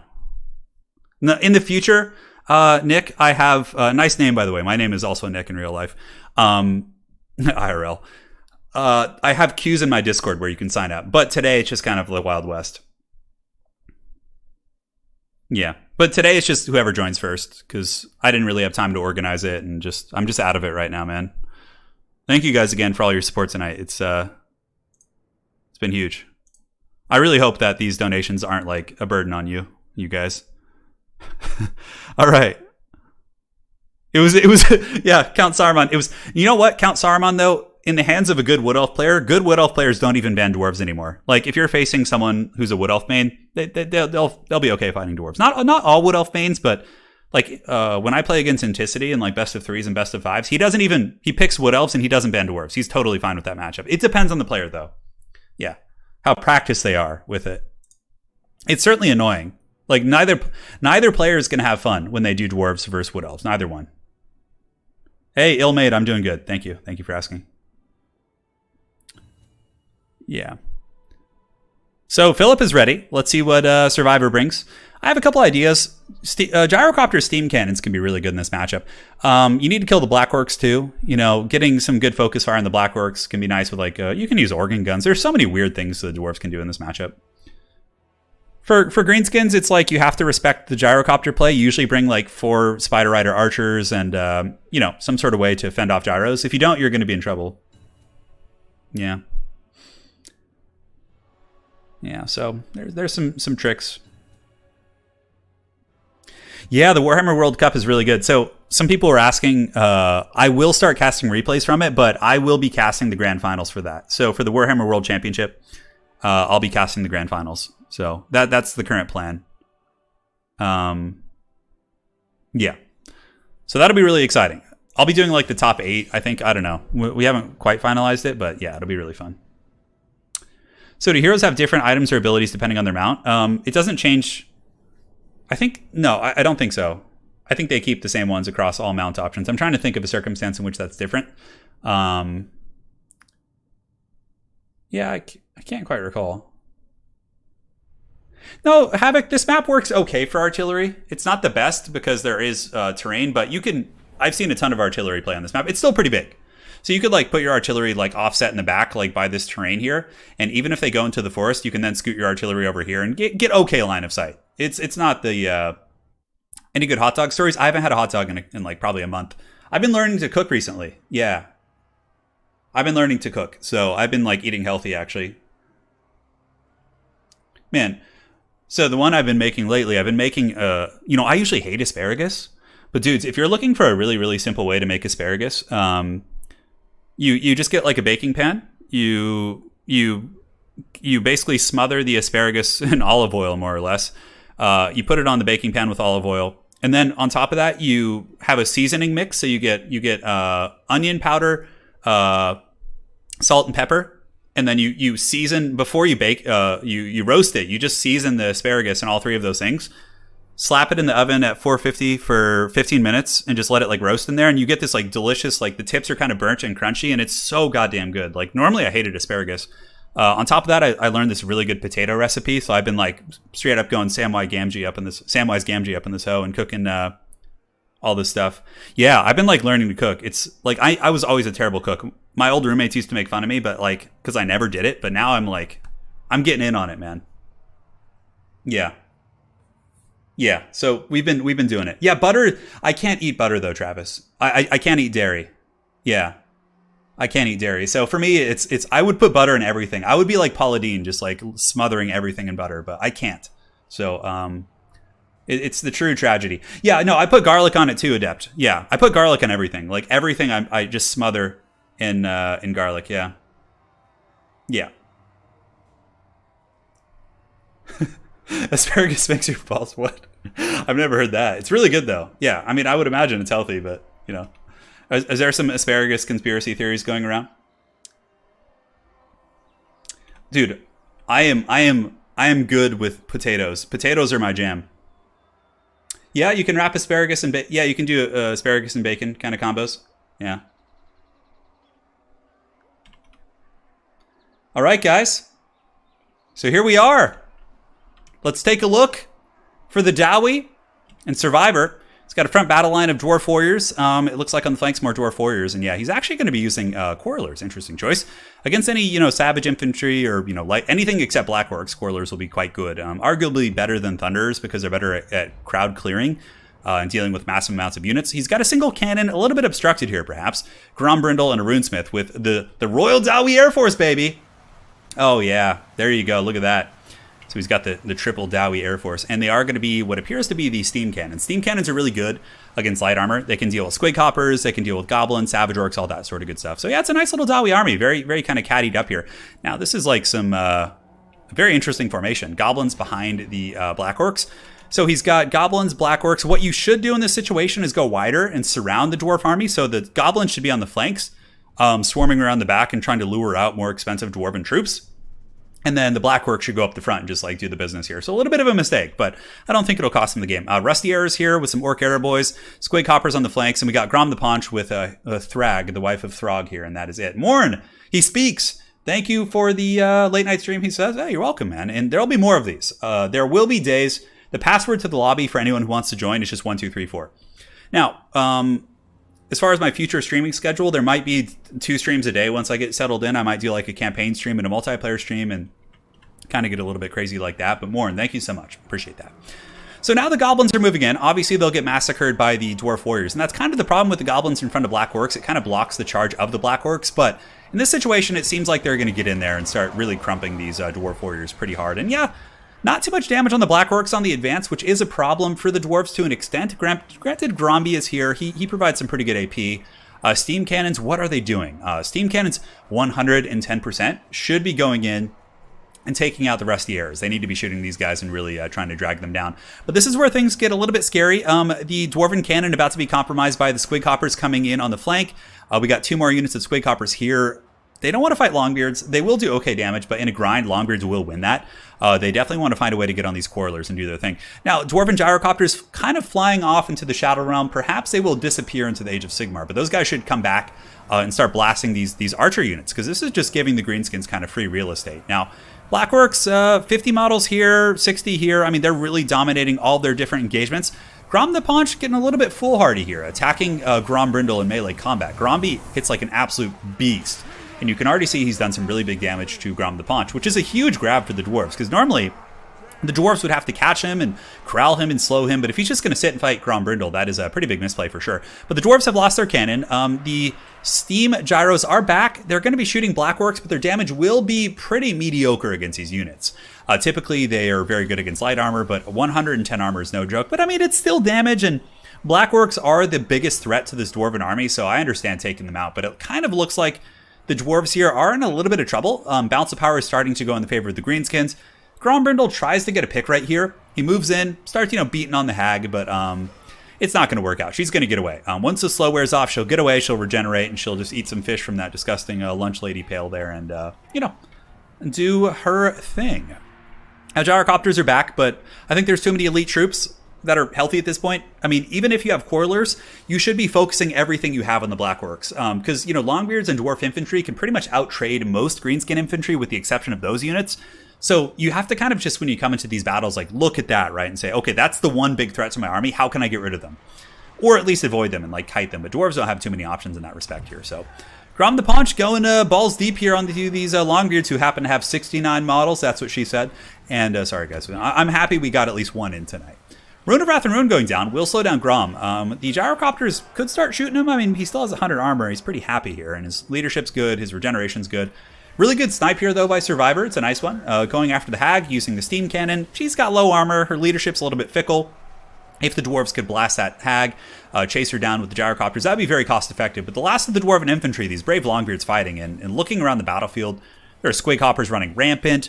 There's still Rusty Errors at 90 models here. Those bad boys are in really, really good shape. And it seems like the Greenskins and Philip are going to be continuing their reign of terror here on the stream as he continues to do some serious work, man. He's really making his opponent pay the troll toll here. So Giant River Troll Hag is broken. 6 leadership, 14 leadership, -2. The wah resounds here in the valley as the Black Orcs and the Squig Hoppers continue to crump and do their thing. Now, if you guys could riddle me this. The word crump, right? I know about crump dancing. I think that was like a thing in the early 2000s or maybe late 90s, but didn't Games Workshop get most of their lingo from before that, from 80s and 90s when it comes to their characters and naming structure? Where did the word crump come from as it pertains to the Greenskins? How did that usage come into effect?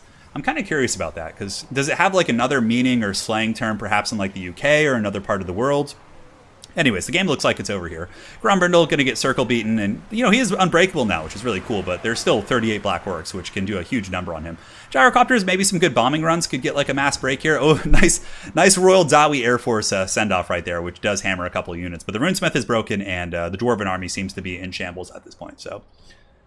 Satisfy the grudge. It's an onomatopoeia for the sound. Okay, is that the scheme there? I don't know, man. I don't know. So the Gyrocopters move in, getting rammed. It's desperate when the Gyrocopters have to get into melee. They're going to get slapped with army losses here in a second, and it's basically just going to be the White Dwarf being circle beaten by the Black Orcs here. So, crumping is a legitimate martial art. What? So Lich109 says, I think they might have made up the definition like how they made up. Okay. Yeah, crump is a loud sound. Okay. Is that actually a thing? It's like to trundle is to move loudly. So maybe aside from Papa Nurgle, what Chaos God are you most excited for in Game 3? Probably Tzeentch. In my hierarchy, I play Nurgle, and I also have a Nurgle army in tabletop, Death Guard, with some Nurglings and Plague Bearers and things like that. And then I also have a Tzeentch Force, a very small one. I have like some Zongors, I have Ahriman, I have Scarab Occult Terminators. I have like a Tzeentch Force. I do have Khorne Berserkers, which I love those models. They're really cool. The new ones. So yeah. Crump is a legit word for a loud sound. Okay. Thank you guys for answering that question. Grom the Paunch didn't do too great, but he didn't die either. The Black Orcs probably, yeah, they did some good work and just kind of wore down the army. Value is pretty spread across the board here. The Dwarven Cannon dying really early was unfortunate too. Cannons are really, really good against Grom the Paunch. All right, GG, well played. The Dreadlord Philip is up. 3-0. He's on a tear tonight, man. So we got the Gabo Slayer. Oh, okay. So Survivor saying he got his worst faction, which he had Vampire Coast and he chose to reroll. So it's a risk you take in this game. Well played, Survivor. No shame, man. It definitely is hard getting your worst faction. All right. So next map is going to be, what do we want to play on, guys? Let's do the Ogham Shard. It's a cool map. And let's get the Wheel of Doom. Oh no, sorry guys, jump scare again. I'm not doing that on purpose, I promise. Let's spin it. All right, this is going to be for Gabo Slayer. Gabo Slayer is a really, really good player too. This is going to be a fun battle, whatever they get. So High Elves again. So High Elves for Slayer. Did I type that? Okay, a little bit of lag. Hopefully that'll subside. Is that on my end? Hopefully not. No, looks like it's fine here. Oh, why my message? Maybe the lobby's like crashing or something. Huh. Okay, yeah, it came through. Sounds good. Okay, so he just crashed. So let's get Gabo Slayer back in here. Because he normally has a good connection, so he might have just like accidentally left the lobby. Yeah, let's get him back in there. Oh. They both left. Okay, maybe it's a Steam issue. Survivor, I'm sorry you had to get Dwarfs, man. Have you gotten used to the new Death Guard Codex? Jonathan, I haven't been able to play at all. Yeah, unfortunately, so we'll get these guys back in here and we'll be good to go. So it was Gabo Slayer and Phil. What's his name right now? I know he's an XMT. Is he like hidden offline or something? Probably is. How dare he? Pone. You gotta make room. Look, Professor Pone joins in chat and he's like, I just want you to know I'm waiting. And then he leaves, dude. What a troll. I love it. That's so funny. All right, Gabo Slayer, let's get you in here. No problem, man. I'll just make sure he gets the invite. Please do not join. All right, there he is. High Elves for Gabo. And now for Philip. We'll spin the wheel again. What are we getting? What does the wheel say? Empire. Okay. Emp for Phil. Who wants to reroll? So we have High Elves versus Empire. Actually a very even matchup in my opinion. I feel like that one's like right down the middle. I never like playing it as Empire, but I feel like it's even. Hey, it is, but thank you, man. Appreciate the kind words, Gabo Slayer. High Elves versus... We haven't had any Sigmar action tonight. This is fun. Dude, Pone just like lurking in the shadows. Look at him. Just skulking and watching. He's like the watcher. He's like the watcher outside of the mines of Moria. It's like the giant squid beast that's just going to drag the hobbits into the water. Okay, they both want to reroll. Okay, well, let's see if the gods punish them for their reroll here. So Gabo Slayer, he's a very well-rounded player, though. I don't see him having any weaknesses. Norsca for Gabo. Gabo. I think I've seen him play Norsca before, actually. Let's spin the wheel here for Phil. And we get Bretonnia. Okay. And Philip gets the Bretonnians. Very cool. No Sigmar today. I'm sorry, guys. I'm sorry. No Sigmar in this game. The odds are there, though. We have more games to roll and things like that. So we could get some Sigmarite action for you all. By the way, if you guys are enjoying the stream, do drop a like. It helps out quite a bit. I'm running out of videos to put up because I haven't had time to record on this whole fiasco here. So, yeah, do drop a like if you're enjoying it. Who dares reroll the Empire? I know. Heresy, dude. Call the Witch Hunter.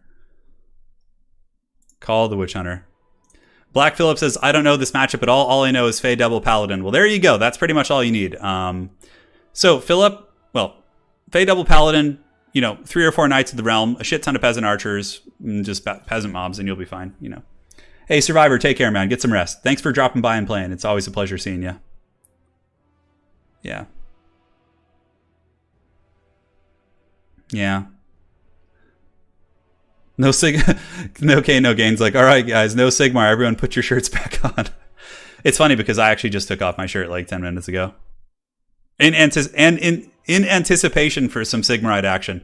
My inner flagellant was released.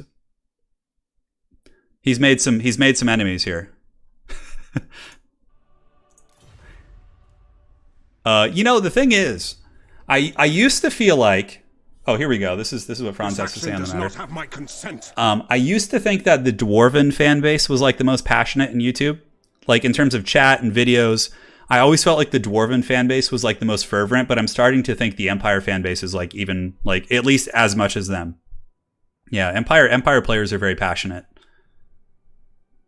Hey, take care, Havoc. Dude, thank you again for the huge donation earlier, man. That's super, super generous of you, man. Greatly appreciated. Get some rest. We'll see you next time. Is it hot? No, it's actually quite cool. I mean, it's very pleasant. Like, we live near the beach. Like, if we wanted to drive to the beach, it'd take like 5 minutes to like get to the beach and park. We could be on the sand in 5 minutes. We go to our car, we're there. So it's pretty cool. There's a really nice ocean breeze, and it's yeah. That's that. So yeah, this should be fun. I mean, Norsca can go Famir Paladin. Yeah, Famir Grey Weapon I really like in this matchup. They're pretty good. They're very durable against like Peasant Fire, and they also hit like trucks, so. You've done a lot to fuel it. Yeah, Hayden, I know. Empire is my favorite campaign too. Professor Pone says, Turin, I managed to download Lord of the Rings Battle for Middle-earth 2 and was playing with my buddy. Oh, that's... Pone, when they do the remaster of Battle for Middle-earth, dude, we're going to have to go so balls deep on that. Yeah, Count Saruman, for sure. I'm in the same... If my two favorite factions are Empire and Dwarves. But to my favorite factions to play are probably Empire in this game. And Chaos. But my favorite factions in lore are probably Empire and Dwarves, yeah. If I had to say. I haven't been having as much fun playing Dwarves lately. I just like using cavalry and like a little bit more dynamic playstyle, but yeah. Beastmen can still be very strong. Yeah, Beastmen can be very strong. They're people like to joke on Beastmen, but they if you're like someone who practices them, you can really run people over. Beastmen are pretty micro intensive, unless you just go like a mouth breathing like spawn rush. But generally, Beastmen can do some really aggressive shit. I remember talking to someone at I can't remember. This was so I was actually out at years ago when we had the Vampire Coast DLC. I got to go to Creative Assembly's office in England, and I remember talking to someone there about like what campaigns are the most played, and someone I think there said that hands down the most played campaign, exponentially more than anyone else, is the Empire. Like I think like the Empire had more play time than like a bunch of other campaigns combined. Yeah. Matt, I actually like King Lewin a lot in this matchup because he can dominate the Mammoths in combat, and on top of that, Sword of Couronne lowers their armor to 40, which makes the Peasant Archers tear them apart. I actually think Lewin can be as good as Enchantress in this matchup. Because then what you do is you use your Shock Cavalry to kill the infantry and Lewin just to fight the Mammoths. There's certainly credibility for either direction here. Yeah. Paul says, I've never played a multiplayer game, only single, thinking, yeah, give it a try, dude. And honestly, if it's not for you, just, hang out and watch. Yeah.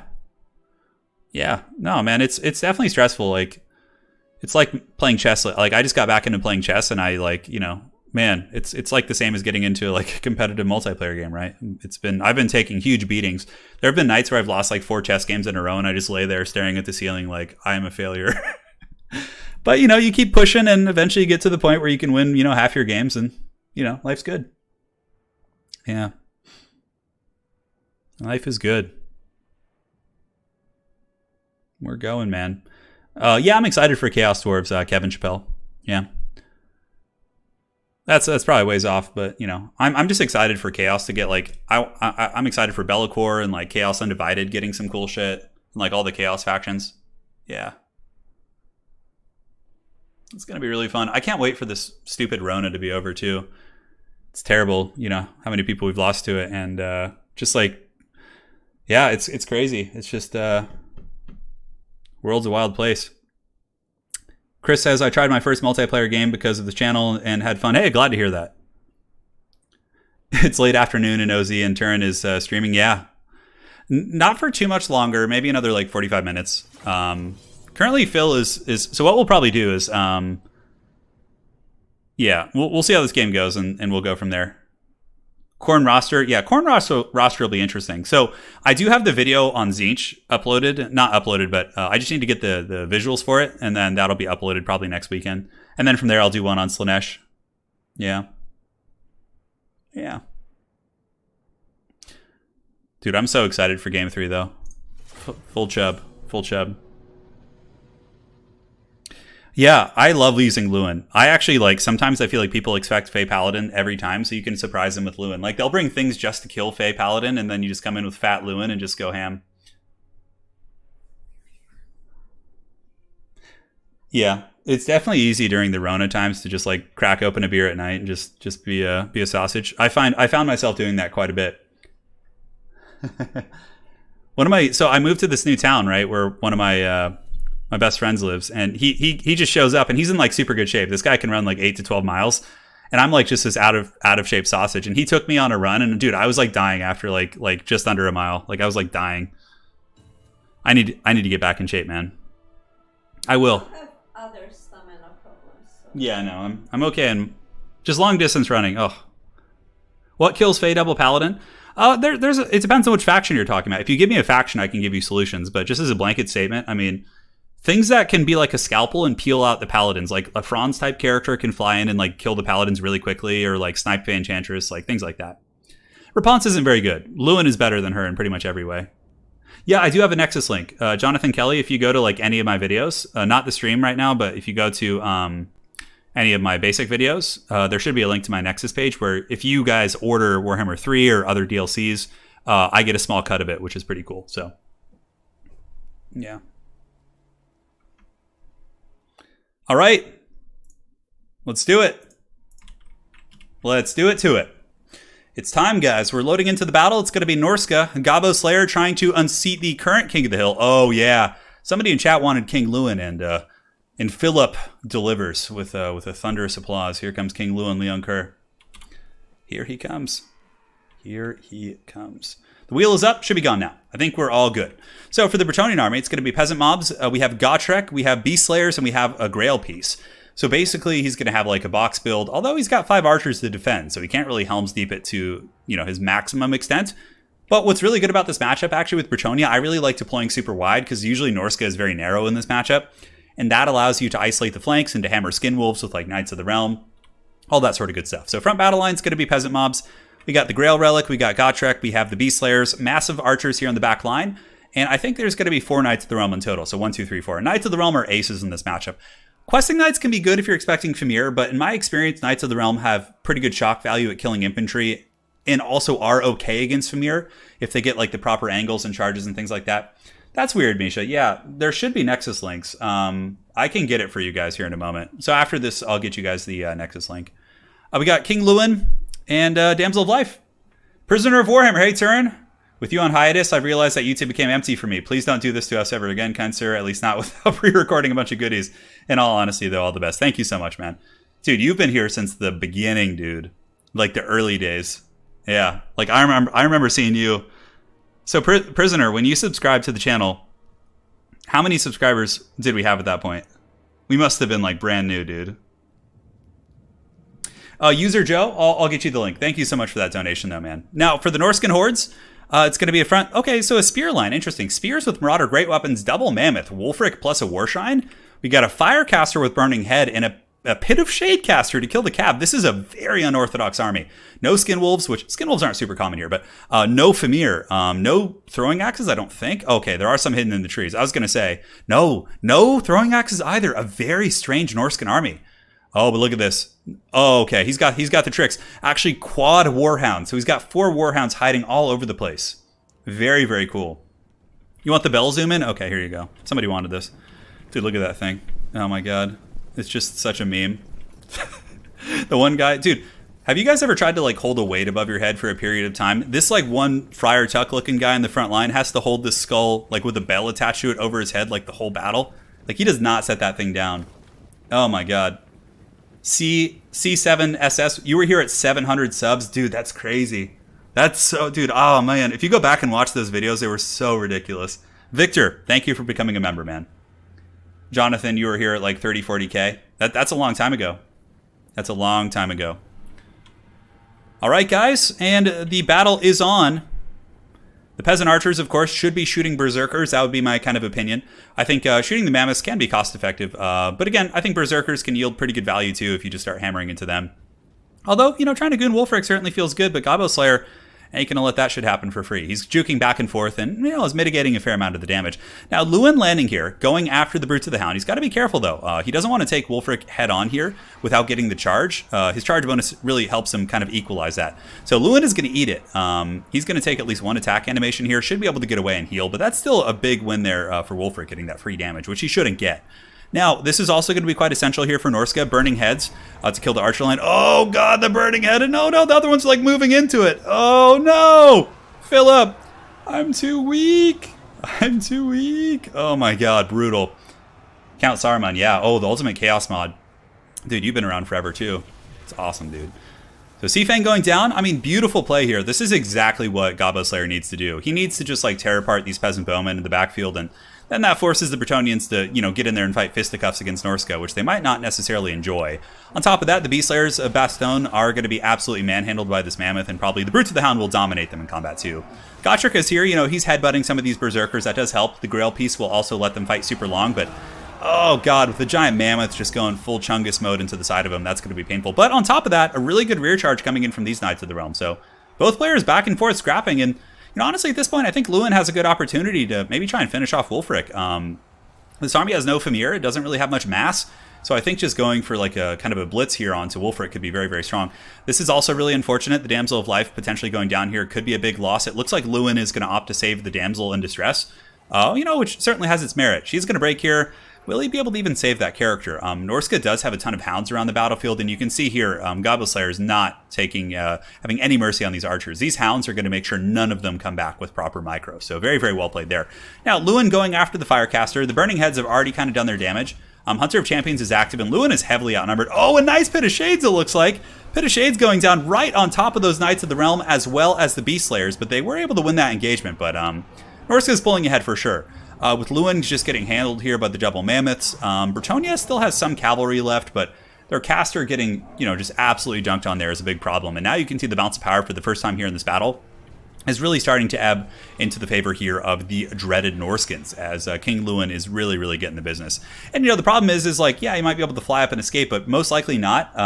You know, the hounds are going to be right on his tail and probably can escort him off the battlefield. And, that looks like it's going to be a Norscan victory. So the king has fallen. Black Phillip has been defeated this day. And Gobbo Slayer looks like he's going to be taking this game.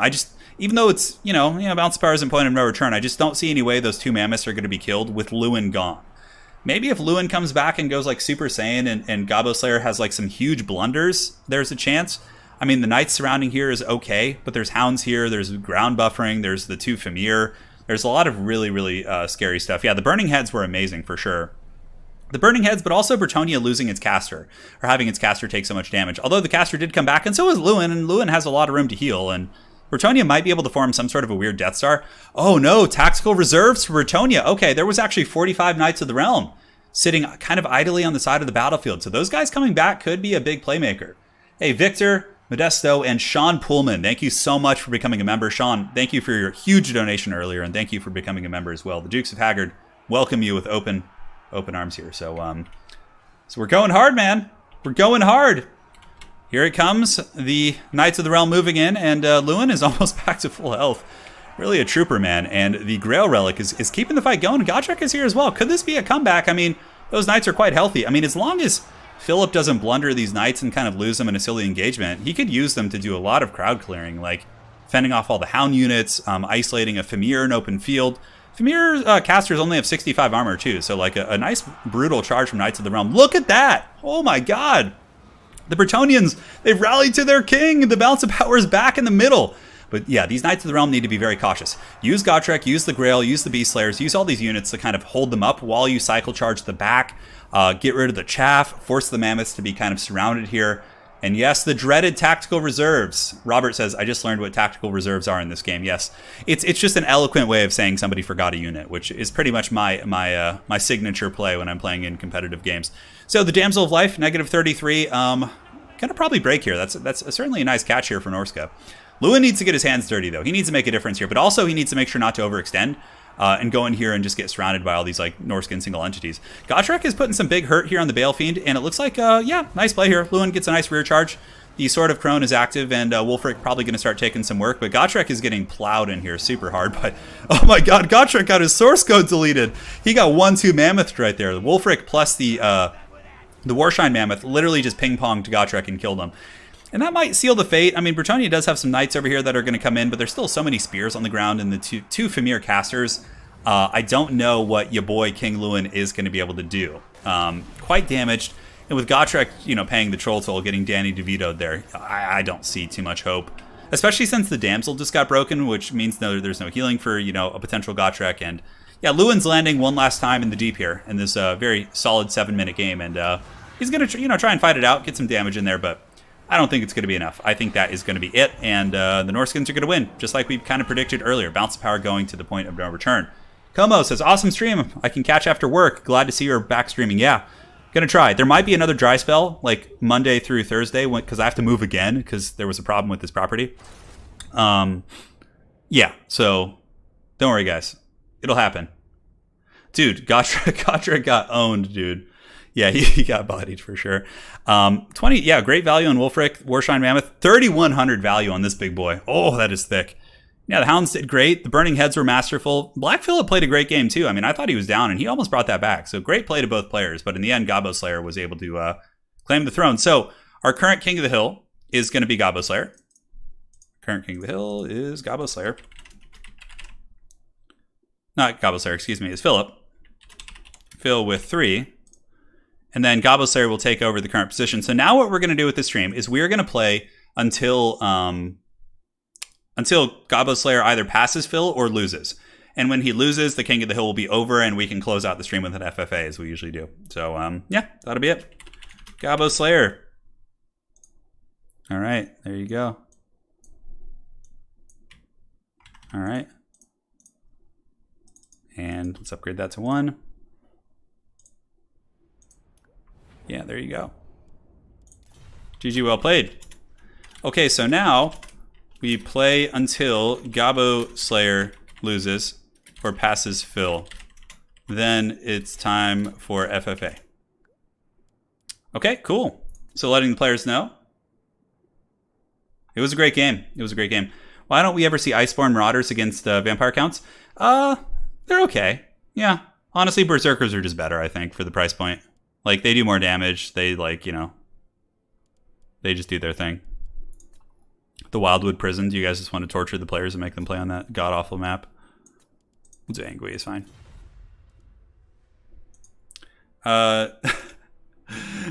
Human Boy is like, I'm gonna end this stream right now. We'll do Carrick buff there. That's fine. All right, let's get the wheel up.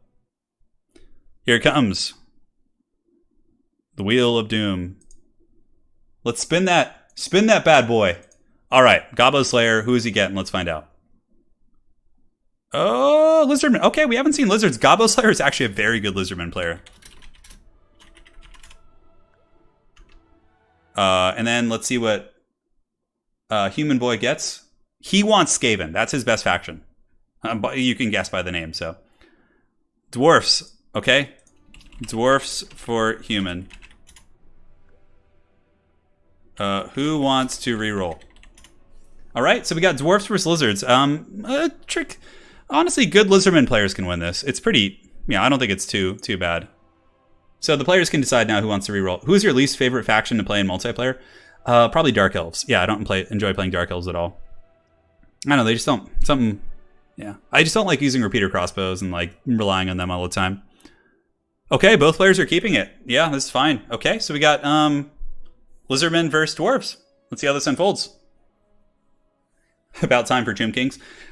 Climax, the curse of the Tomb Kings lingers. It's waiting for the FFA. I'm going to spin the wheel for everyone who's in the FFA. They have to obey the wheel of doom.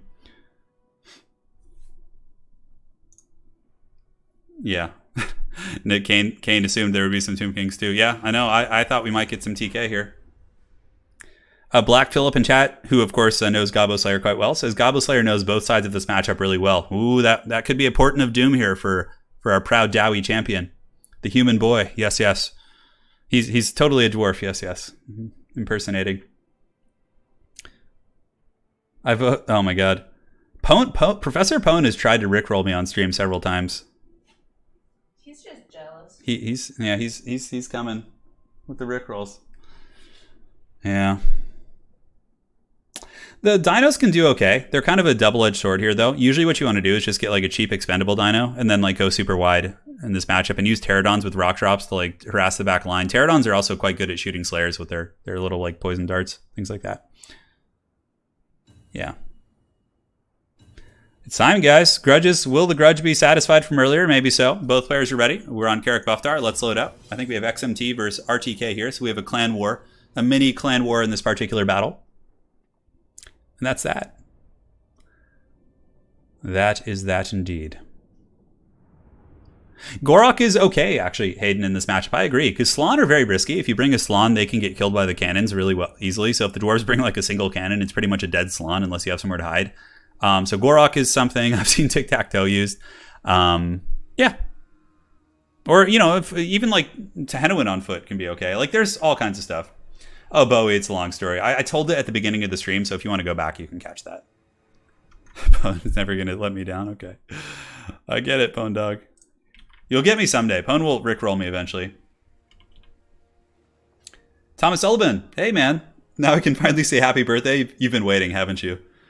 You've been waiting in the darkness to say it. My birthday is actually in July. I mean, it's not that far away now. It's only like 4 months off. Eventually, you guys will be right about my birthday. One of these days. Yeah. All right, guys. So if we take a look here at Gobbo Slayer. Gobbo Slayer. Sorry, my voice is cracking a little bit. Anakin, I'm too weak.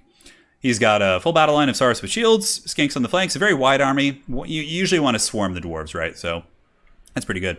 Yeah, a shit ton of infantry, man.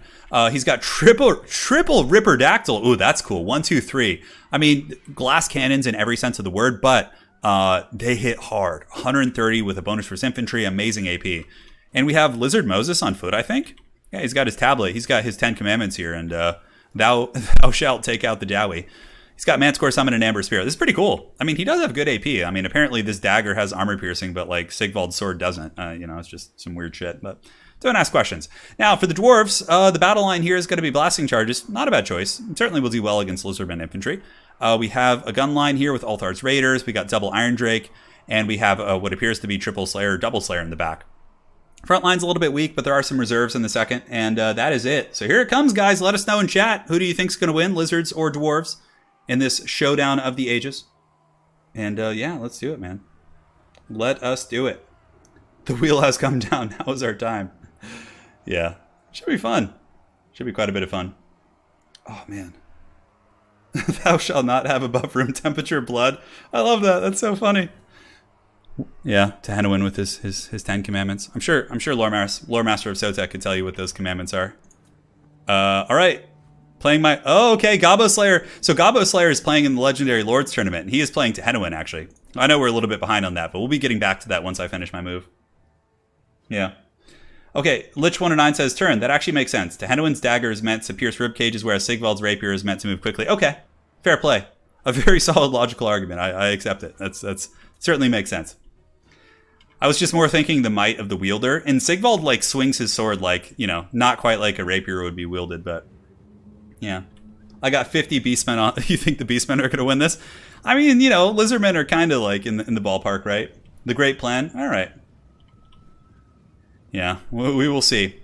So, Lizardmen kind of taking a bit of a square engagement, looking to get that surround with their flyers. And so what's going to happen here? My prediction is that the Ripperdactyls will go directly behind the army, and then they will fly into the front line, attack either the Thunders or the Miners, and then pull back and through their own army, and just kind of do it like a roller coaster ride, just doing circles and cycle charging and really getting the business going here.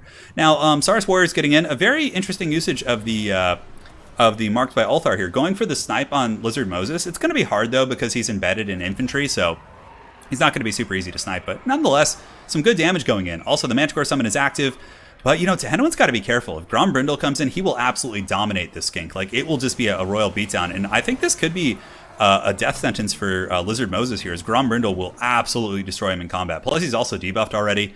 Gobbo Slayer most certainly needs to get Lizard Moses out of this fight, or else it's going to be, you know, a bad time for all. Manticore Summon's coming in, but look at this. Oh, the Flash Bomb actually hit the Manticore too, and oh my god, look at the firepower coming in. Oh, Tehenowin is down for the count, KO'd by the White Dwarf. brutal start there. Out in the backfield, we got Pterodon Riders just kind of diving on the Thunders and the Iron Drakes, and you know, the fight's going well for the Lizards everywhere else. Obviously, that is a disastrous start. Tehenowin is actually shattered. He's not killed, but that is a huge victory. That means there's no more Manticore summons. The Winds of Magic is going to be out of the picture. Though the Pterodons are going balls deep in the backfield. The Ripperdactyls are, they're tearing apart the Trollhammers, they're tearing apart the Thunders, getting into the Ultharch Raiders. A lot of nastiness for sure, and the Ripperdactyls, you know, also over here are broken. But yeah, it's looking like this is certainly going to be a Dwarf favored game. Not to say the Lizards can't win it with some like attrition, but man, losing your Amber Spears and your Manticore summons, that is a really disastrous start. But we'll see what kind of damage the Lizard infantry can do. Now, Slayers are still numerous, but the problem is Slayers really don't want to fight chaff, right? So if Slayers get stuck fighting like skinks and other things like that, they are going to be taking a lot of damage. They will win that fight, but from a cost analysis perspective, it's extremely inefficient to have Slayers fighting chaff units, which is, you know, sometimes it's unavoidable. You have to defend your backline with them, but not a fun time. So Pterodon Riders here, getting peeled off by Grombrindle, but the Ripperdactyls are moving across pretty well, really causing a ton of disruption, breaking up units wherever they can. We have more Ripperdactyls coming back, and the thing is, if the Ripperdactyls remove all the ranged assets in the Dwarf army, the Saurus might be able to kind of bump and grind this one out. The Dwarves don't have the best infantry quality in this matchup. I mean, they brought a couple Longbeard Great Weapons, I guess. It's a pretty balanced army here, for sure, but Gobbo Slayer is a very scrappy player. If anybody can pull this back, it's certainly him. But yeah, Grombrindle getting onto Lizard Moses is going to be a brutal fight for sure. So Miners on the flank are broken. We got Saurus piling in from every direction. Saurus will do very well here against Ultharch Raiders. And the Ripperdactyl Swarm is still pretty good. 8 models, 7 models here. I think they start with 8. So yeah, I mean, pretty much full fighting capacity there. We do also have 4 of 8 here, so 50% fighting capacity on these Ripperdactyls here. So there's certainly a lot of damage these bad boys can still do. And now they're getting in and really tearing apart these Ultharch Raiders. So that's a nice catch for sure. And you can see, due to the good plays of the Ripperdactyls, you know, the balance bar is actually surprisingly even. There's still a shit ton of Lizard infantry. We have 60 of the cohort of Sotek, 51 Saurus here, 54 Saurus right there, and all the Dwarf missile pieces are running. And you know, at the end of the day, the Ripperdactyls, if they can surround any Dwarf unit, basically anything except maybe Thorgrim, they are going to kill it extremely quickly, even the elite Dwarven characters. He needs to get these Ripperdactyls, though, for sure, and go shut down the Thunderers here. They're putting some good damage into the very squishy Ripperdactyls, and I think he knows this. He's going to bounce out there. He's going to finish those guys off, and honestly, the Lizard infantry can bump and grind this, man, and that is a very impressive comeback, because I do firmly believe that he was behind in the beginning, right? Losing your Lord and your Caster all in one for pretty much no return. I mean, he got a Manticore Summon off, but the Manticore Summon didn't do a whole lot. It certainly was a very painful situation. So yeah, just pretty much, you know, methodically for Gobbo Slayer, make sure to chase down all these ranged units and don't let them come back. The Saurus, you know, are a pretty high leadership unit. It's going to take a long time for them to break, even while being shot here and fighting a very powerful legendary Lord. It's going to take some time for those guys to buckle down. So, you know, it's looking even more grim for the Dowie, despite a very nice pick. Some masterful play here with the Rippers. I'm really quite curious to actually see their value at the end of the game. And yeah, Lizard Moses on foot, probably with only 2 spells. What's he going to cost? Like maybe like 1,100, 1,200 gold? It's a really cheap investment, maybe even less. I think Tehenowin is a very cheap character, so it's not like the worst loss. It's not like you're losing like your Luther Harkin or your big power from Malekith on a dragon or something like that. So yeah, we'll see. Dwarf Warrior Great Weapons is going to eventually lose to the Saurus and Skinks combination here, despite their numerical advantage. Saurus Warriors buckling off these units, and the last of the Dwarven Infantry, Slayers, yeah, 11 Slayers and 6 Slayers, they're going to get bumped and grinded here, and that probably will be GG soon. I think Human Boy will have to tap out, and that means that Gobbo Slayer still has an opportunity to pass Black Phillip here in this particular FFA, so he'll be going up to 2 wins. he'll need another one to tie Philip, and then of course if he loses, Philip will have won the stream. So that is that. Yeah, he was the caster too, so that's a major loss. But at least from a cost perspective, he got one Manticore summon off, and you know, 1 of 2 isn't the worst. Yeah, Ripperdactyl's doing really well. Pretty cool. Like, because if you go really wide, it certainly makes it hard for the missile pieces to actively focus the right targets. Yeah, there's no chance. It's army losses for Dwarves now. They only have 8 Slayers left, and then the White Dwarf here. And Human Boy is going to withdraw to spare us the grind. All right, let's take a look at the value on those Rippers. 1,200, 1,000, and yeah, pretty good. And they were, you know, all more or less healthy too. 1,300 on the cohort. The Sarasol did pretty well. 900 on a couple, 1,000, and Moses got only 44. Grombrindle did great, but like a lot of the Dwarven gun pieces, yeah, it didn't seem to do too much. And the infantry obviously got overwhelmed. It was a good game. Really good catch there by Human Boy in the beginning. I actually thought it was going to be a big trouble for the Lizards, but GG, well played. GG, well played. All right, so Goblet Slayer goes up to 2 wins. There we go. There we go. That was the strategy to lose your lord on purpose. So there's no good targets. I like the way you're thinking there. Good luck going forward. Hey, Human Boy, it was a pleasure having you here in the ye old King of the Hill. First one back in a while. Now we're gonna move on over, get that wheel back in business. No Wookiee jump scare this time. What's the best lore of Magic that isn't vampires? Lore of Life's pretty damn good. Fire, yeah, Life, Fire is really strong. I don't know, Life probably. I don't know. Yeah, Life and Fire are both really, really good. Shadows used to be really good until they nerfed Pendulum. It's still not bad, but okay. So we got Way here. Cabo Slayer says, "I'm not prepared for the Way." That's funny. Hey, Chesht. Dziękuję za donation. Hannah, how do I say donation in Polish? Oh shit, that's a good question. Hannah's helping. Or money, even is fine. Pieniądze. How do I say that? Money? Yeah. Pieniądze. Pieniądze? Yeah, or you can say dzięki za kasę. Dzięki za kasę, koala. Thank you so much, man. Anna's teaching me some Polish here. Yeah. Dziękuję bardzo. Dziękuję bardzo, man. Hope all is well over in the old world. All right, let's spin the wheel. Let's spin it. Here we go. Oh, God. Okay, Tomb Kings for Gobbo Slayer. Tomb Kings for Slayer. And now for the Way, he wants his Dark Elves. He's sitting on him. He's like, give it to me. He's putting that energy out there. All right, let's spin it.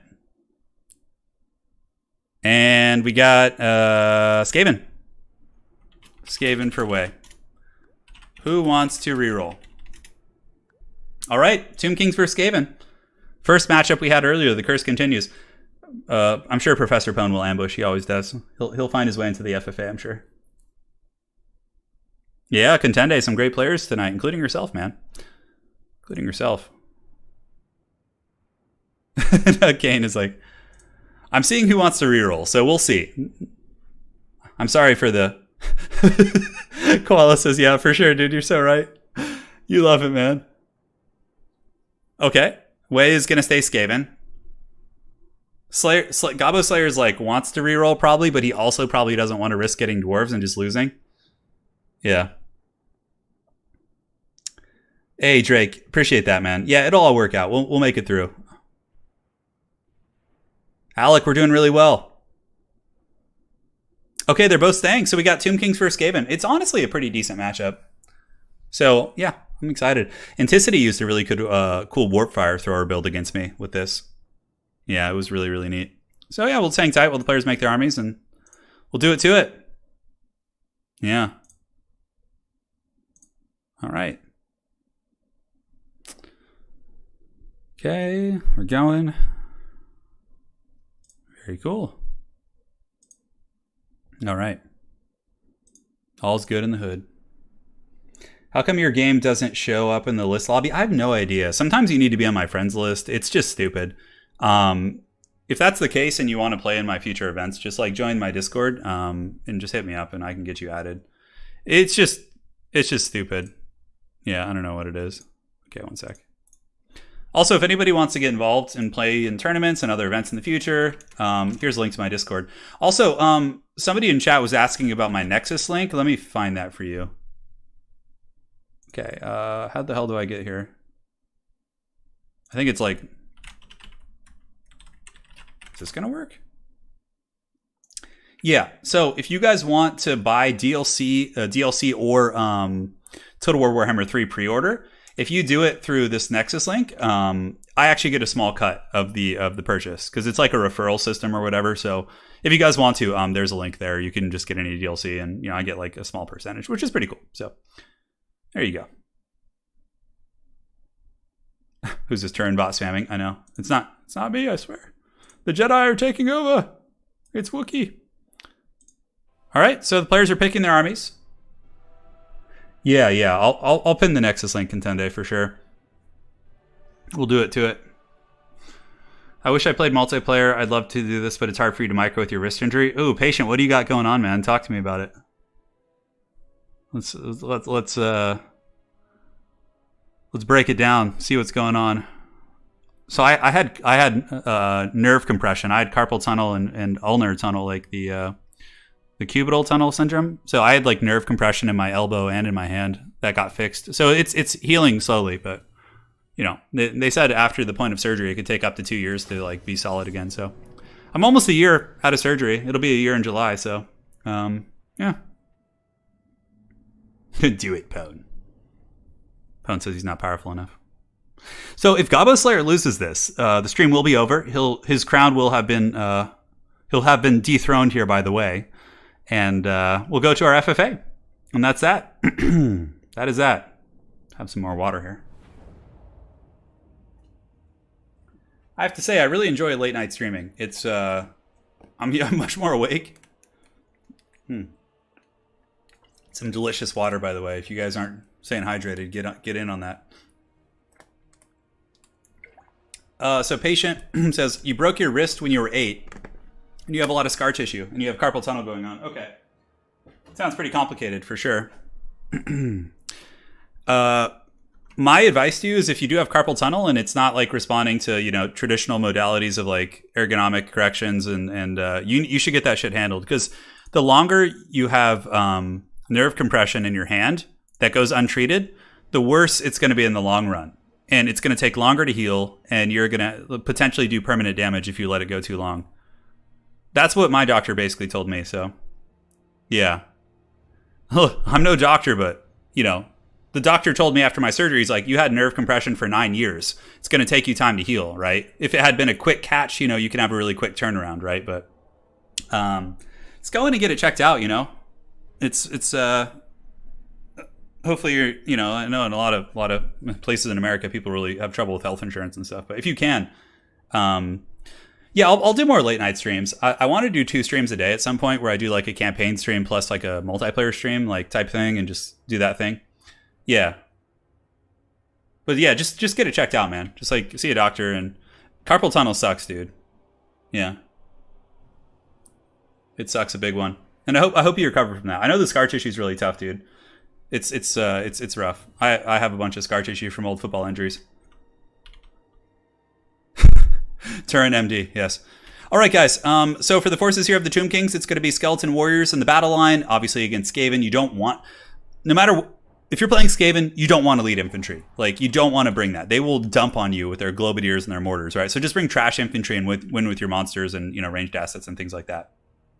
We got Nehekar Horsemen in the backfield, Skeleton Archers. Got some Skeleton Horse Archers right here as well. These will be very useful, good against Rat Ogres, and also if they can find the Death Runners of Way. Look at this, triple Death Runner. I love this. This is so cool. Typically, Death Runners aren't super good against Tomb Kings, but like they can still surprise you for sure and cause some problems. So, yeah, very, very cool stuff. We got Cetra the Imperishable on his Chariot. Okay, could certainly kill a lot of Skaven Lords. A little bit weak against Throt, but against other Skaven Lords, he can go to Pound Town pretty hard.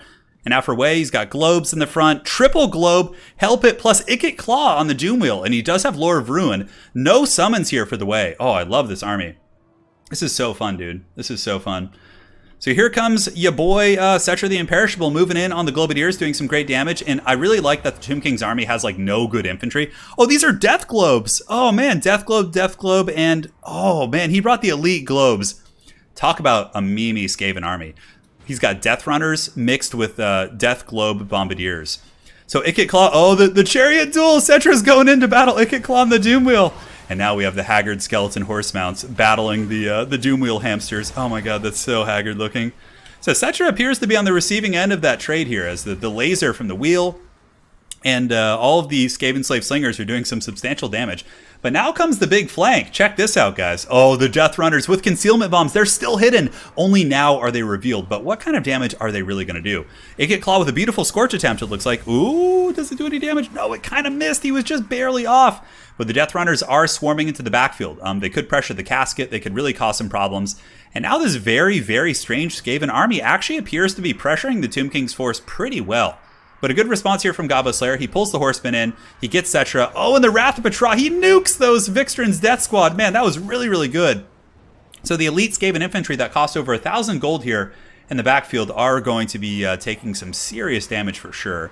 So nice catch for sure. Skaven Slave Slingers from Way need to move up. They need to be just like throwing at the Horsemen or peppering down the Bone Giant. But this is a little bit of a precarious situation for the Tomb Kings. The fact that the Bone Giant is stuck in melee with the Hell Pit Abomination. Ikit Claw is shutting down the casket. And the Globadiers are actually getting some shots in here. They do nuke a fair amount of those Skeleton Horseman archers, but yeah, the Globes need to turn their fire onto these units. If the Globes could actually get some nice focus fire on these Skeletons, they could eviscerate them. So let's see what kind of damage we get here. The last Samurai Globes, here they come. And the Globes are coming in. Oh, nice damage right there. Oh my god! Brings down the Skeletons to like half health with like a quarter of a volley, and then they pull back. And now the other Death Globes are going to be throwing in and really doing some heavy damage. Oh my god, is this Skaven build working? This is lunacy. Ezekiel Abaddon. Hey, dude, I love the Black Legion. Hell yeah. Zardova Turin, glad to catch a live stream. Stay cool. I will, man. Thank you so much for the donation, man, and I hope all is well over in Russia, I'm guessing, by the currency. Thank you, man. Really appreciate that, Ezekiel. Dude, Abaddon is one of my favorite characters used in tabletop. I love the model, and the characters is so fun to use. I can't wait till he gets updated, or the Black Legion does. Anyways, the thing, Hell Pit Abomination, really getting in on that Bone Giant, and Ikit Claw has been just, showing Cetra who's boss in the chariot fights, although you would think Cetra would be a better fighter there, but it looks like a new Shopti summon is coming down. The Death Globes are still in good shape, despite all the Horsemen. They're still throwing away, and oh, look at the Globadier Scorch combo. Here comes the Scorch. That was a good one right there. And the Ushapti summon has been used. Now, this is a potential opportunity for the Tomb Kings to get back in the game here. If they're able to catch Ikit and pin him, but it looks like Ikit is able to get away, which is really nice. Skaven Slave Slingers and the Globadiers are throwing. I think the Globes are just melting these Skeletons. Dude, this Skaven army is wild as shit. I'm loving it. But oh no, Ikit's in trouble. His leadership's wavering. See, that's like the one thing that could really cause a huge problem here, is if Cetra is able to turn it around. And it looks like with the Blessed Blade of Petra, he has been able to.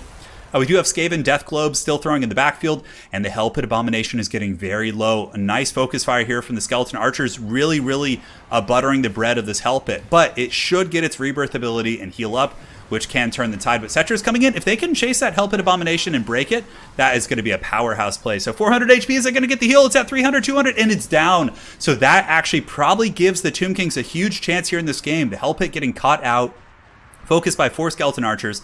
That is a power play for sure. But now the countercharge comes in. Looks like all the Globes probably will be taken offline. Cetra is done serving. It's time for Cetra to serve. And he's going to move in and shut down all the Globes and the Slingers. And this is a really big, powerful play here.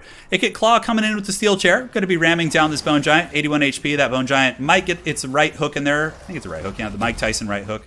But he is down for the count. So nice trading back and forth. But with the Globes going offline and the Skaven Slave Slingers being compromised, I think that the Bone Daddies might have too much, and it looks like the Tomb Kings might pull this game back. Despite the fact they were probably in a losing situation for a portion of that game, Gobbo Slayer really showing that he's very tenacious and has very good target priority. He was able to focus down that Hell Pit Abomination. That's really what turned around that game. But I have to say, I love that build from Way. That was super fun to watch. Very heroic, valiant Skaven effort. The Council of 13 would be proud of this man. Look at this, 15 of the Vixtran's Death Squad might actually be able to put a decent dent in this guy. Yeah, they're getting some nice prison shanks in, but, what can Ikit do, man? The Tomb Kings have so much mobility left that all the Slingers and range tools are just going to get focused down. And here it comes, the Duel of Duels, Cetra versus Ikit once again. Cetra does have the Cursed Blades and Anti-Large from it, too, so Ikit is 100% going to lose this. Yeah, he gets just dunked on by Cetra. Cetra getting Vengeance for earlier, and Ikit is going to be paying the price. He's paying the ultimate troll tool. 340, negative 39. It's going in deep, man. Going in deep, and I don't think it's going to get away. He's going to get escorted off by Cetra. And yeah, Skaven have a couple things coming back. Some globes here. Globes might be able to, you know, do a little damage to Cetra, but he should be able to dodge those shots, no problem. Hey, Patient, thanks for becoming a member on the channel, man. Oh, I love the nuke when Ikit goes. It's one of my favorite things. Ikit has some of the cooler animations in the game. Like his melee ground animations are so badass. Hey, Patient, thanks for becoming a member, man. And again, I hope your hand injury, you're able to get that taken care of, man. It's not fun, dude. I can tell you as a brother in pain there. Dude, what a game. That build was wild as shit.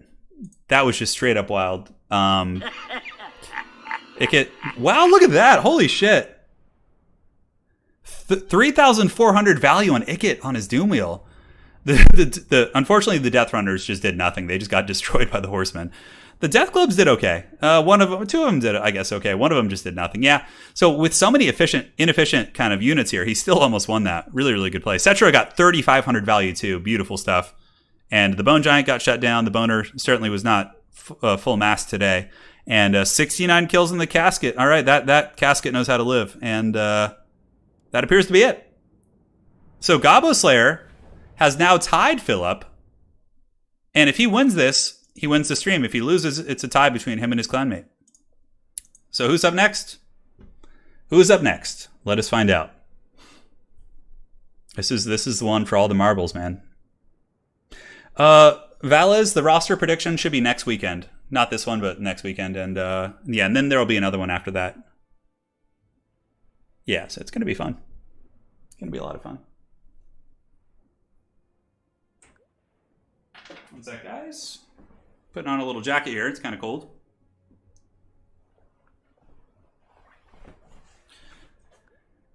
Oh, yeah, that's the good stuff right there. Nice and warm once again. I thought I was going to go shirtless for Sigmar, but then I remembered it's actually really cold here.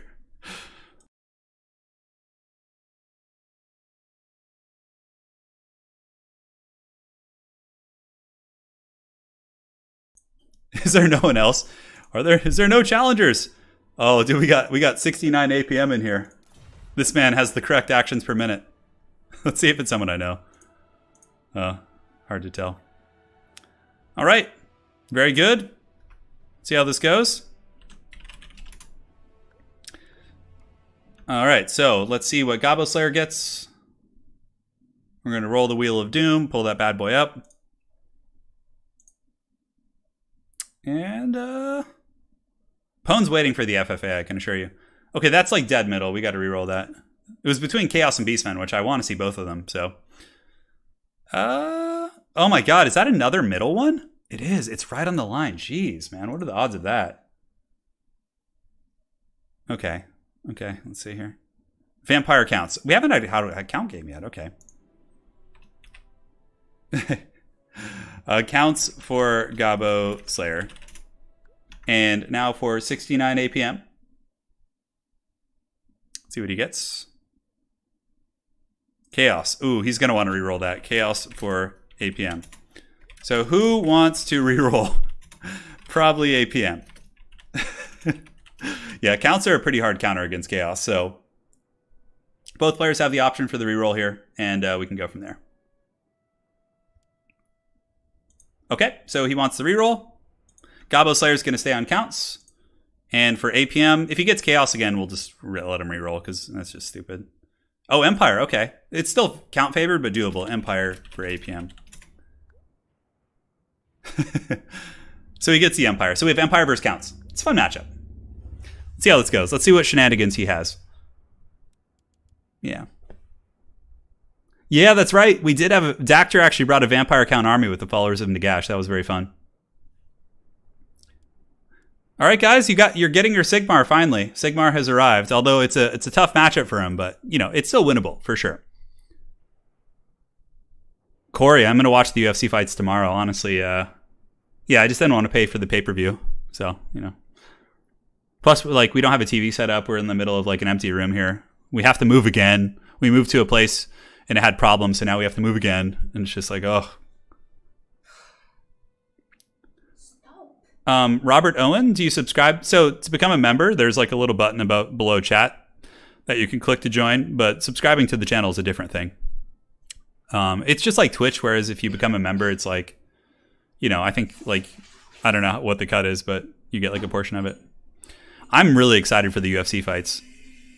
Yeah. We have Jan Blachowicz versus Blachowicz. That's how you say his name, right? Like Blachowicz? Blachowicz? Yes. Jan, yeah. He's awesome. I'm a huge fan of him. But he's going to be fighting Israel Adesanya. That'll be a fun fight. Yeah. So, see what the players decide to do here. What's your prediction for Stipe Francis 2? Stipe? Yeah, probably Stipe. He's so consistent, you know? His cardio is pretty good too. Stipe doesn't tire out. Francis does. So it's like, you know, Francis just has so much muscle on him. How's he not going to tire if he doesn't win early? Pope Tate the Fourth. Thank you so much. Just in time for the end of the stream. Don't get to catch too many on state active duty. Can't wait for game 3 for proper corn representation. Me too, man. I'm so excited for game 3. It's going to be so fun to have that journey with all of you guys. Yeah.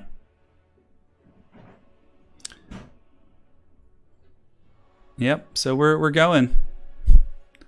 We are going indeed.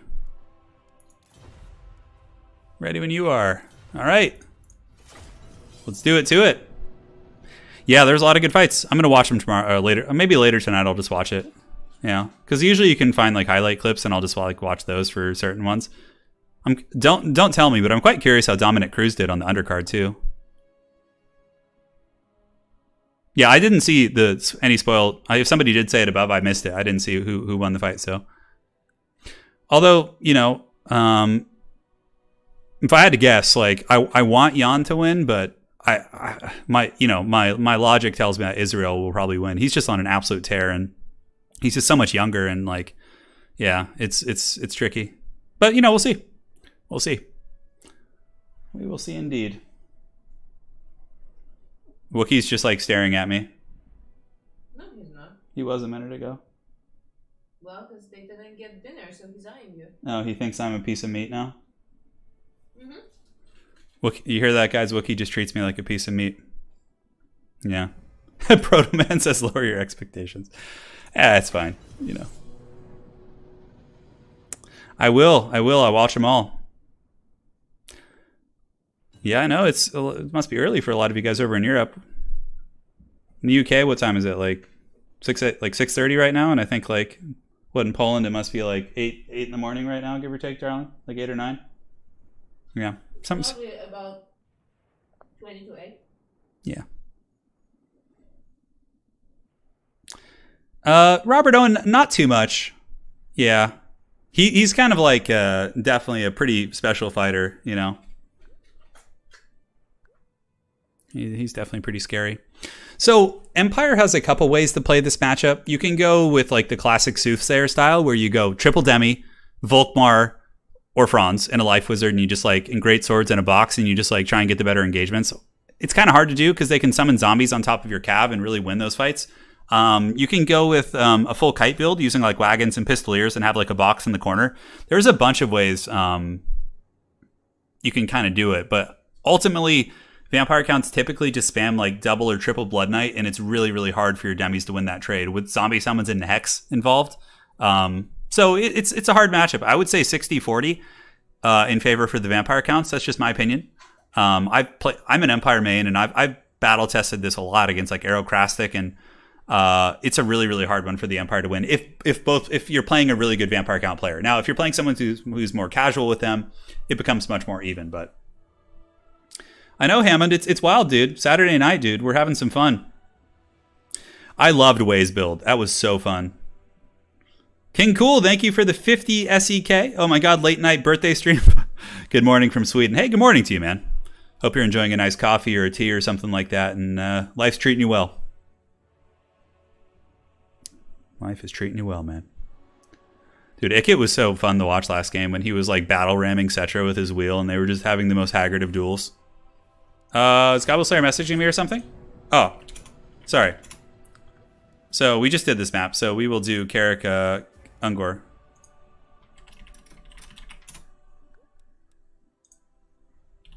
So they might need to change their armies here. So this is a big one. You know, if Gobbo Slayer wins this, he wins the King of the Hill. If he loses, then he'll be tied for first with Black Phillip, and we'll go do our FFA. FFA is happening after this regardless. Yeah. Caleb says, hey, Turin, I'm actually a nocturnal person, so I wake up at about 2 a.m. I've never been able to catch your streams. Thank you for this. Hey, I'm happy to have you here, man. Yeah, it's the first stream we've had in like a week. It's been a wild week. Sorry about that, guys. It's just been moving and all this wild shit. Como topic. I can't wait to have Papa Nurgle give the Plague Smackdown on Elsa. I hope to get a computer that will allow me to join some FFAs. I hope so, man. I hope to see you in those FFAs. We have a good time. FFAs are one of my hidden joys in this game. What's your favorite MMA fight of all time? Ooh. Probably Robbie Lawler versus Rory McDonald. Or Forrest Griffin versus Stephan Bonner. Yeah.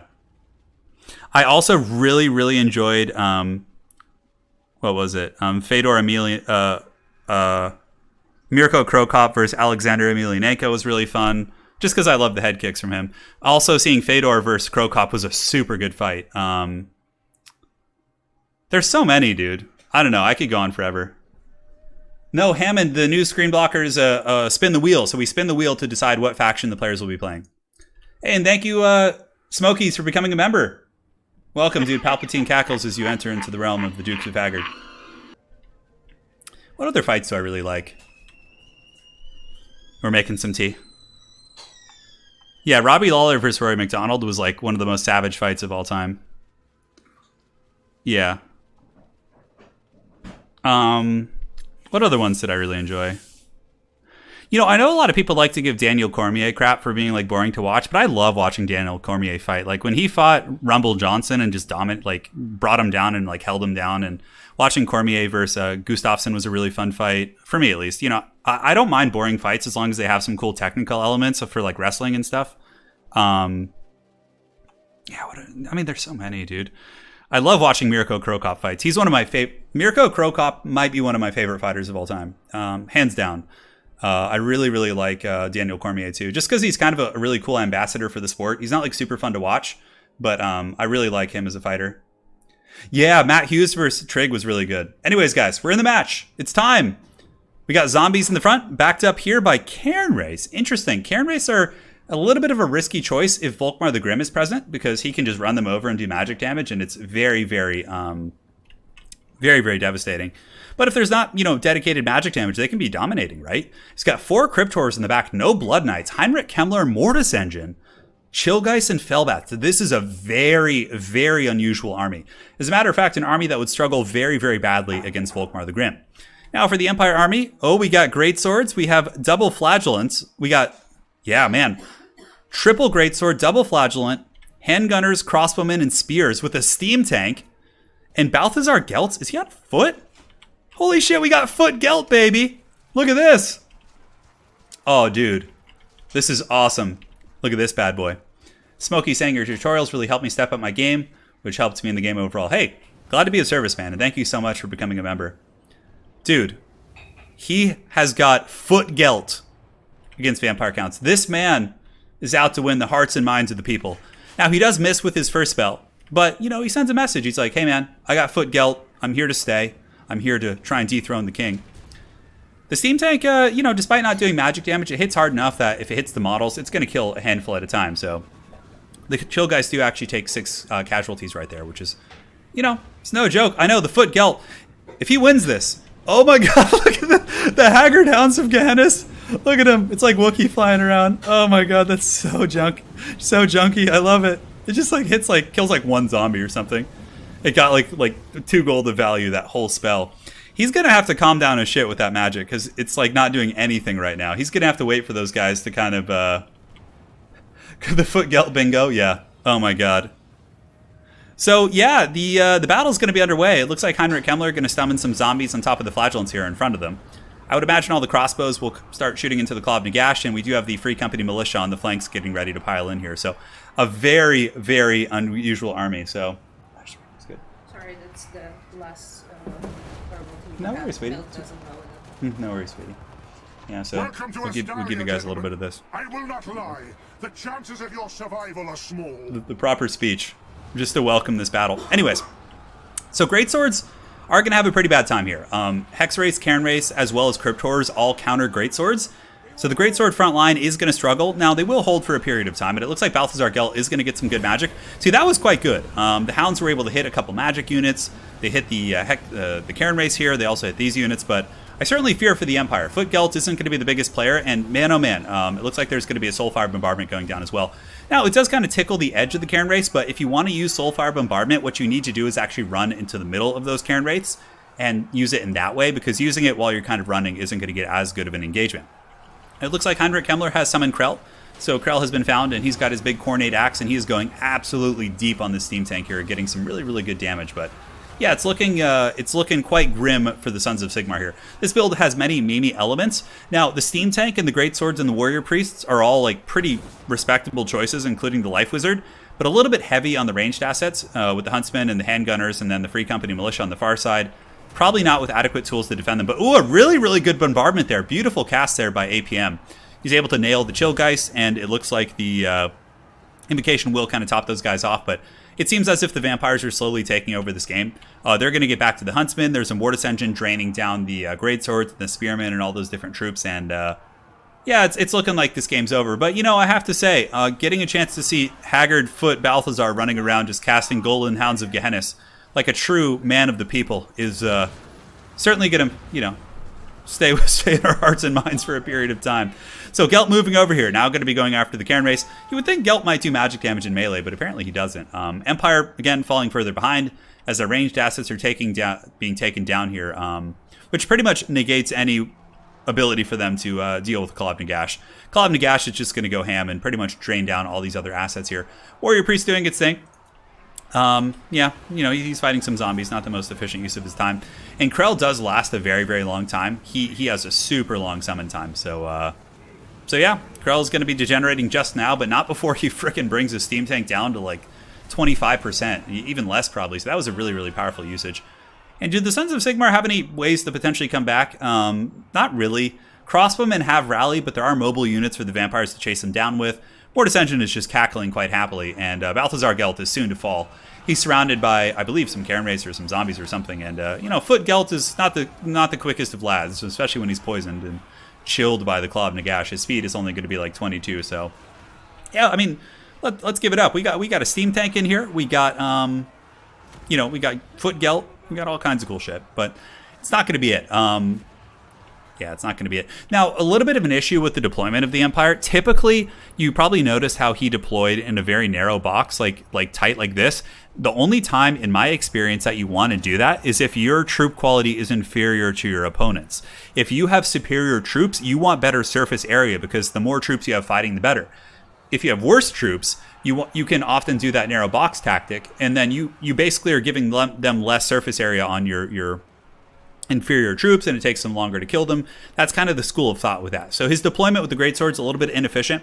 Granted, I don't think it would have saved him. Just having a life caster plus also Gelt is a little bit tricky in terms of wins of magic, and he paid the troll toll. So, did you see Rubber Ducky's challenge video? No, I didn't. What is it?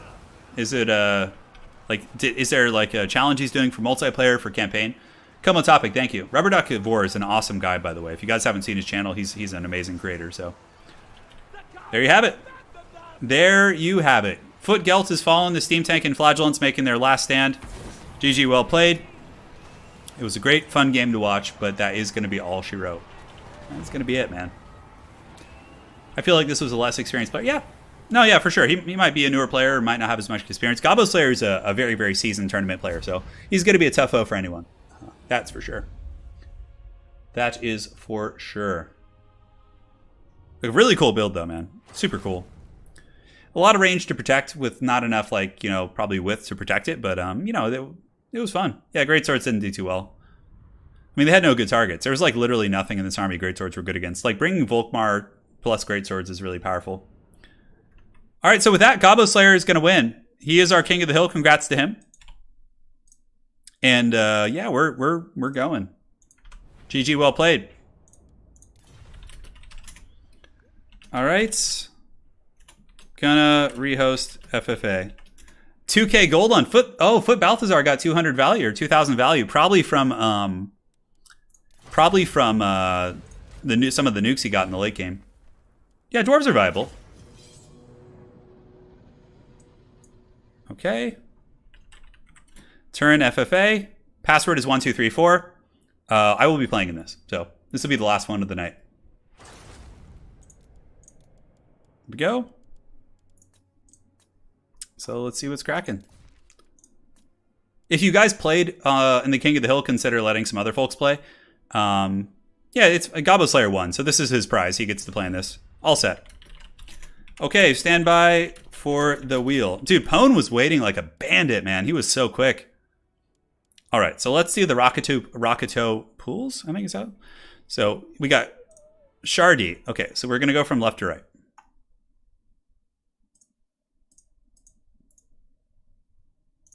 All right. This isn't going to be my army. So we have to roll for everyone. Okay, so firstly, spin the wheel. This is for Shardy. Skaven. Skaven for Shardy. And for myself, let's see what we get. Beastmen. Oh my god, of course I get the Beastmen. All right. And now for Professor Pone. All right. We get Chaos for Pone. And for Gobbo Slayer. And here we go. Pone set up a tent outside the lobbies. High Elves for Slayer. All right, so the Beastmen are here. Oh, I love It's Always Sunny in Philadelphia. It's probably my favorite comedy show of all time. It's so good. So let's get rid of the score. We need to get the proper screen blocker up now. So Pone can't stream snipe my army. Beastmen and FFA can be very fun for sure. Yeah, they can be really fun. All right, that looks fine. Okay, cool. Professor Pone doesn't have too many Vanguard options here, which is a good thing for me. All right, so that looks fine. Let's do this. Let's put on army limits so we don't get any like bullshit armies. It's like 30 of one thing. Okay. Looks fine. Looks fine to me. Well, you guys are gonna enjoy this army. It should be quite a bit of fun. You're gonna like the way you look. I guarantee it. Enrico, cheers from Italy, man. I do have a reroll, but you know, in FFA, nobody gets rerolls. It's just whatever. Yeah. So. All right, that looks fun. What else do we want? Some of these are probably fine. Get a couple of them thingamabobbers. I think we're all right. Oh my god, I almost forgot to bring a caster. I went full haggard here. Yeah, what caster do we want to bring? Let's just not bring a wizard. Let's just go full jank mode here. So what do we have? We have Skaven. We have Chaos, and we have some Elvish treachery. The Elves. The Elves must pay. All right. Looks fine. I am pleased with this army. It's good. Although I think we need a little bit of this. You can lose some of them.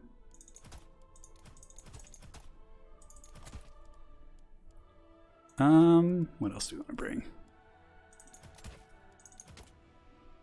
Yep, looks fine. How am I going to kill armor with this build? Jeez. I guess I just ignore the armored factions. Yeah, Luke, it's the very end of a stream, sadly. But, you know, it's still a pleasure to have you here, my friend. We're gonna close it out with a bang. And then we can get a couple of you guys. Man, God, this stuff is so expensive. Jeez. This should not cost that much, dude. Pone could do... What Pone probably will do is like a mass aspiring champion vanguard or some shit like that, you know? Yeah, Centaurs are really good. Centaurs are a solid unit. Really fast, pretty cost effective. They do some serious work. Spawn are obviously an ace on the roster too. What is that abomination? That's my dog Wookie. Lady Turin did a beautiful Photoshop of him onto a Nurgling. So that's what's cracking there. Yeah. Yeah, they're chilling over there tonight. Yeah. Little dogs. Anna's letting them sleep on the bed, and now they're going to be so spoiled that when we try and get them to leave, they won't. They have been assaulting in waves since yesterday, you know? Like, I can only hold the siege so long. Yeah. Rooting for high elves are actually really nasty in FFA because they can just fly around the map with like their really annoying flyers and just like attack the other fights, right? I thought about doing like some strange battles on the channel where we do doomstack battles where we have like 20 star dragons fight 20 like colossus but controlled by tournament players and things like that. Professor Pone banging his desk because he can't vanguard me for sure. For sure. So I'm going to keep the blocker up for now, guys, because my army has some vanguard units, so I want it to be a surprise. And as soon as the battle's ready, I'll turn it back on. Don't worry. So let me get the Condom Wolf, because he blocks it entirely. We can change this. Hold on. Wookiee can be like appearing in the corner. There you go. Perfect. All right, so I have a surprise for you guys. All right, so let's see who's deployed where. Yeah, this looks interesting.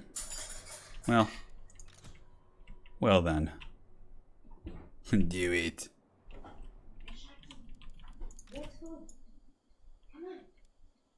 Are the dogs misbehaving? No, I need to feed them before they eat me alive. The bulldogs are coming for you. All right, guys, doing a little bit of fun deployment now, so. No, don't you dare to poke now. Wookiee's terrorizing Anna, as usual. Oh man, this deployment's very strange here. Oh man, it's so ugly. It's such an ugly deployment. Oh my god. Oh, somebody with the ready up. Somebody's ready to go. no games. All right. So unfortunately, this guy's gonna have to hoof it.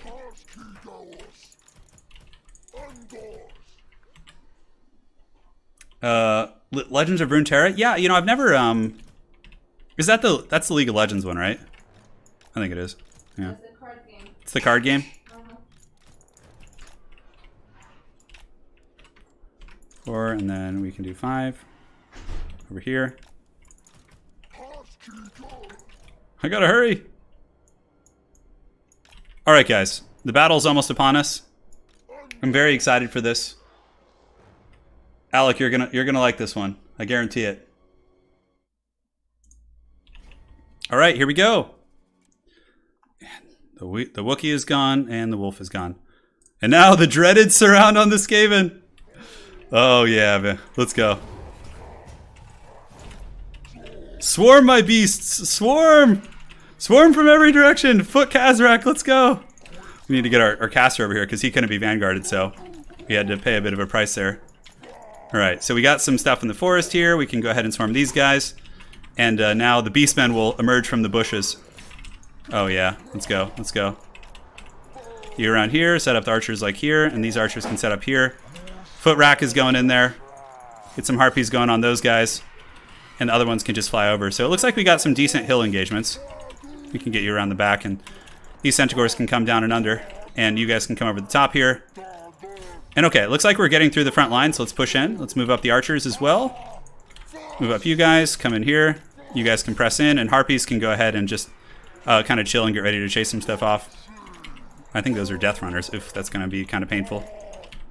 All right, so let's get you guys here and just keep moving in. All right, Foot Kazrak, this is where heroes are made. Oh, never mind. He's got the full goon squad right there. Oof. All right, let's shoot the ogres. You guys come back here, attack. And these archers can shoot the ogres as well. The pit fighters, yeah. Oh no, Chaos is here! Bones army's coming from the back. Okay, we're getting some good points though. We're getting quite a bit. Although so are the Skaven. Although we've shut down a fair amount. In the backfield here, we're doing some good damage. So let's go ahead and drop a Manticore Summon right here, and then prepare a Flock of Doom as well. All right, so we actually got some points off Chaos, because It looks like they have a mobile army of swords. But we're getting some good damage. Let's go ahead and move these raiders over here and just kind of ignore this whole position. We need to get Foot Rack away from here, because if Foot Rack gets caught by all that nastiness, it's not going to be fun. All right, Manticore Summon, get in there. Chariot pushing as well, and let's go ahead and drop a Flock of Doom here. Oh my god, there's like just shit going wild everywhere. Oh no, Foot Kazrak's being dominated. Who is this? Archeon? Meet the mighty Scourge. Oh my god, Kazrak just got like two-shotted by Pone's character. Oh no, he's so bad. Alright, how are the Centaurs doing? Alright, we're causing disruption. Foot Rack is regretting his life choices right now. He's just like, screw this shit. Why do I even sign up to play this game? We are getting some good work in the Skaven backfield, but yeah, the flank from Chaos obviously caused some big problems. So we're probably just gonna have to retreat with a lot of this force and just like try and get some mobile picks. We're doing pretty good on points, but High Elves have dragons, and dragons are not fun for anyone, so let's go ahead and get out of here. How are the Gores doing? Gores are still fighting here and there. I think like Chaos Knights are riding them down. Okay, Kazrak just died. Kazrak just died. This is what I get. He brings like a good powerful lord, and I just have Foot Kazrak just getting shit on. All right, let's peace out. All right, Beastmen, you've done your business. I didn't sign up for this. Come on, Beastmen. Make the sad cow noises. Oh, okay. We got some raiders. Let's hide them in the trees. So now we have to let the boys fight, because we're out of this. We're out of this hoe. We're done. We're evacuating. Oh, we got some Centaurs. Let's hide them in the trees. Oh my god, the Beastmen just got plowed so hard. Yeah, nobody wants to fight that High Elf army. Like, nobody. That's like a competitive, annoying High Elf force. Like, super annoying. Definitely not tournament legal. He's... Oh, actually, yeah, it is. Yeah, it is. Okay. The Beastmen will live to fight another day. We will ambush and strike. Though we may not win, or we're not going to win, we had a nice ambush on the Skaven until we got jumped. And now, oh, we got some spears. Let's get them in the trees, boys. Oh, yeah. Let's go over here. What does Pone have? Pone has, like, Chaos Knights. That's pretty cool. He's got Archeon and, like, a Chaos Knight army. Very neat stuff. We have to let the boys fight. He tried his beast. I tried my beast, yeah. You know, Foot Kazrak is basically going to lose you the game instantly. Like, the Beastmen Lords all kind of suck in FFA, to be honest. Maybe if I'd put him on a chariot, he would have been better. All right. So let's chill out, you know, see what ambushes we can get. We got some Gorherds coming back too. That's cool. Archeon looks like he was mainly fighting some chaff. We'll go fight some Skaven slaves here. Go over there. We have spears. Let's go get on the globes here. Our Haggard force is preparing for the flank of the gods. Hey, V4LK, it's good to be back, man. It's good to be streaming again. Let's go, Beastmen. Show no quarter. Show them the meaning of hooves. All right, we're coming in here. Let's move into the trees. Almost forgot. I was like, oh, I have a mini map, dude. Who do you think's gonna win this Royal Rumble though? The Skaven actually are doing really well because they're getting a lot of points from their mortars and stuff, which is really nice for them. Let's move up here. And what do we have? Some Clan Rat shields here. Yeah, very good. All right. So we'll see how our little raiders do. What do we have? Some Death Runners here. Yeah, they're gonna be pretty good. Honestly, we should probably just get back up into the hill. Just chill out. Okay, so it looks like something's coming for us here. We can go get some vengeance here. We might be able to catch him. We'll see. We'll take angles of pursuit. Oh, it looks like a burning head going down to the spearmen. Centaurs should catch Marauder Horsemen. I think they're faster. Yeah, they're a little bit faster. So we'll just try and get picks where we can, honestly. Saving up Winds of Magic so I can get like Flock of Dooms, but honestly, there's nothing to really Flock of Doom aside from the Skaven. And we're just going to go hide up in the trees with our beast people. Let's go. Let's go. Oh, these are great weapon Centaurs. Not the shielded variant. So we want to use those ones. All right, Flock of Dooms, Manticores. I mean, this could be okay. That's a decent spot. I don't know if I want Overcast because I want to save some Winds of Magic. Kazrak is better than Tretch. Tretch is like just god-awful. But the thing is, Tretch is a Skaven character, so he can usually just be okay because he's on the Skaven roster, right? It's a bit of a different jam. Silverhelms might intercept us here, so we gotta watch out for that. Actually, let's head on over there. Yeah, I don't want to fight the Silverhelms. That's not a good fight. Okay, let's pull back. I don't want the Silverhelms to like turn on me here. So now the High Elves and the Skaven are fighting. We got some Chaos Knights up in the trees. Flock of Doom got us some points. Welcome back. Yeah. It's good, man. We're having fun. We're having fun. Ooh, I feel like the Beastmen we're just like this haggard, like trash bandit. We're just like looking for routing units that just can't fight back, and that's the only thing we can kill. Like, ooh, look, some Chaos Knights and Spearmen. What a catch. Let's go find some free real estate around the battlefield. While our new legendary lord, the Eold Caster, just chills in the trees. Is Khazrak worse than no lord at all? No, he's not that bad. I'm trying to think if there's like any lord that actually makes your army worse. I don't think so. No, it's a pretty funny concept. Look at this, guys. We're getting points, baby. Oh no, the Chaos Knights rallied. How could this happen to me? I've made some mistakes. All right, finish them. Finish them, Beastmen. Yes, good. Give us the points. We can charge them with our chariot. Ant-Man, right on, dude. Yeah, I'll be more active on making Twitter announcements and things like that in the future. Give me them points. Yes, we're fighting for the dreaded last place spot. There's no way I'm going to be last man standing because Gobbo Slayer's just got these fat dragons just trundling about. We could Flock of Doom this. Oh no, Archaon's coming! Oh god, the chosen one! Flee! Yes, Beastmen, get the points where you can. Oh god. Okay. Let's go. Abandon ship! Come on, Beastmen! Let's go, Manticore. Do some work. Dude, this guy's already better than Khazrak. He's literally just... Khazrak died in like 2 hits to Archaon, even with all of his items and like shit. And now look at this. This guy's giving Archie the business. We're just gonna give him the old loop-de-loo here. Yes, vengeance. Vengeance for Khazrak. Oh yes, surround him, my minions. Yes, good, Anakin. Good. Archaon's just dying to like a bunch of haggard beastmen. No, why are you breaking, dude? Nothing's even attacking you. God, what is this shit? Well, we need this Manticore to finish the job here. Uh-oh. This is not good. Well, let's see how this goes. Maybe my Centaurs here can do okay in that trade. There's so many Marauder Horsemen there, though. Archaon's actually dying. The Centaurs are getting some solid damage. Okay, Chariot's back. Chariot's back. It's coming for vengeance on Archaon. Come on, Manticore. Manticore, I need you to carry me. Get some more damage. Come on. Let's go. Uh-oh. Juke him. Actually, take the charge. Charge him. Screw it. We trap him in. Let's go. Flock of Doom. Yes, Archaon, pay the troll toll. Yes. Let's send the Manticore over here to tear out these guys. Dude, look at the Beastmen. Look at him. Is that getting in there? Oh, God, this is going to be a disaster. Come on. Oh no, the Manticore's gone. Archie's shaken. No. Anakin, I am too weak. Too freaking weak. Oh no. No. The Beastman. All right. Well, we got Archaon low. At least we did that. That's a big accomplishment for this Beastman army. Oh, come on. Tokyo Drift, baby. Let's go.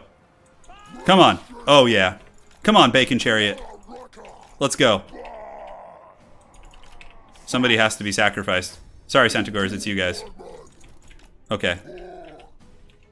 Come on, let's go. Yeah, buddy. Let's get in the trees. We'll be back to strike in greater numbers, I can assure you. It's like there's like some epic war going on over here with the Skaven and the High Elves, and I'm just haggardly fighting with my one freaking Beastman Chariot. Hey, at least we almost killed Archaon. That was cool. All right, we're moving into the trees. he's just chasing my shitty ass chariot. Oh my god, that's so funny, dude. Okay, well, we have some Centaurs. Let's run them over there, see what we can do. Archaon's is too fast. How much HP do I have? 1400? God, he's gonna get me. Hey, Caleb, I'm glad you enjoyed it. Oh! The Duel of Duels. The Clash of Fates, cue it! Oh. Did I get him? Oh no, I missed. Oh, I missed for sure. Oh no, the Chaos Knights! Alright guys, we're still in this. Foot Khazrak's legacy will be... Oh, you know guys, all jokes aside, the Beastmen can be pretty good in FFA if you bring a decent army. Like, if you bring Centaurs with throwing axes, kiting abilities. I should have brought throwing axes for sure, considering High Elves and Chaos, but my whole plan was just to Zerg Skaven with a Haggard Foot Khazrak, but it didn't work. It didn't work at all. Oh my god, look at this. Frickin'... I don't know how Pone's getting so many points. We're just like spectators now. Let's just chill in the trees. Well, we got a Star Dragon that's been regrowth. Skaven have pretty nasty little force here. They got Lord Skrulk, it looks like. Okay. Foot Khazrak could probably defeat Skrulk in combat, most likely. I don't know. It's hard to say. Skrulk would probably actually beat him with Lieber. Who knows? Well, Archaon's going to die in like 2 seconds to any of these like high elf monsters. Gobbo Slayer's like just flying over them with his birds. Yeah, there's still some Death Runners using concealment bombs. And, ooh, that Arcane Phoenix actually gets a pretty big burst of damage on Skrulk. Alright, guys. Triple Cygor could have been pretty good, actually. I should have done a Cygor build, but the problem is everybody just ignores you. Yeah. Yeah. Oh, the breath attack. Okay, it looks like Gobbo Slayer is going to win that. You guys ready for the dreaded Beastmen ambush? Here it comes. Where's Pone at? Pone's just got like, yeah, Pone's really beat up too. Pone and I are just like digging for the scraps. Alright, guys. Oh, Fiery Convocation on the Death Runners. That's pretty sweet. Yeah, let's get the mannequin. Oh, that was really good. Alright, guys. The Beastmen... Dude, all the hype. I was like, the Beastmen shall ambush Teclis, and then they just shatter. They're like, nope. Let's go back to being killed by Minecraft characters. Yeah, alright. So, High Elves... You know what? I think the Skaven are going to win it, which is pretty cool. Yeah.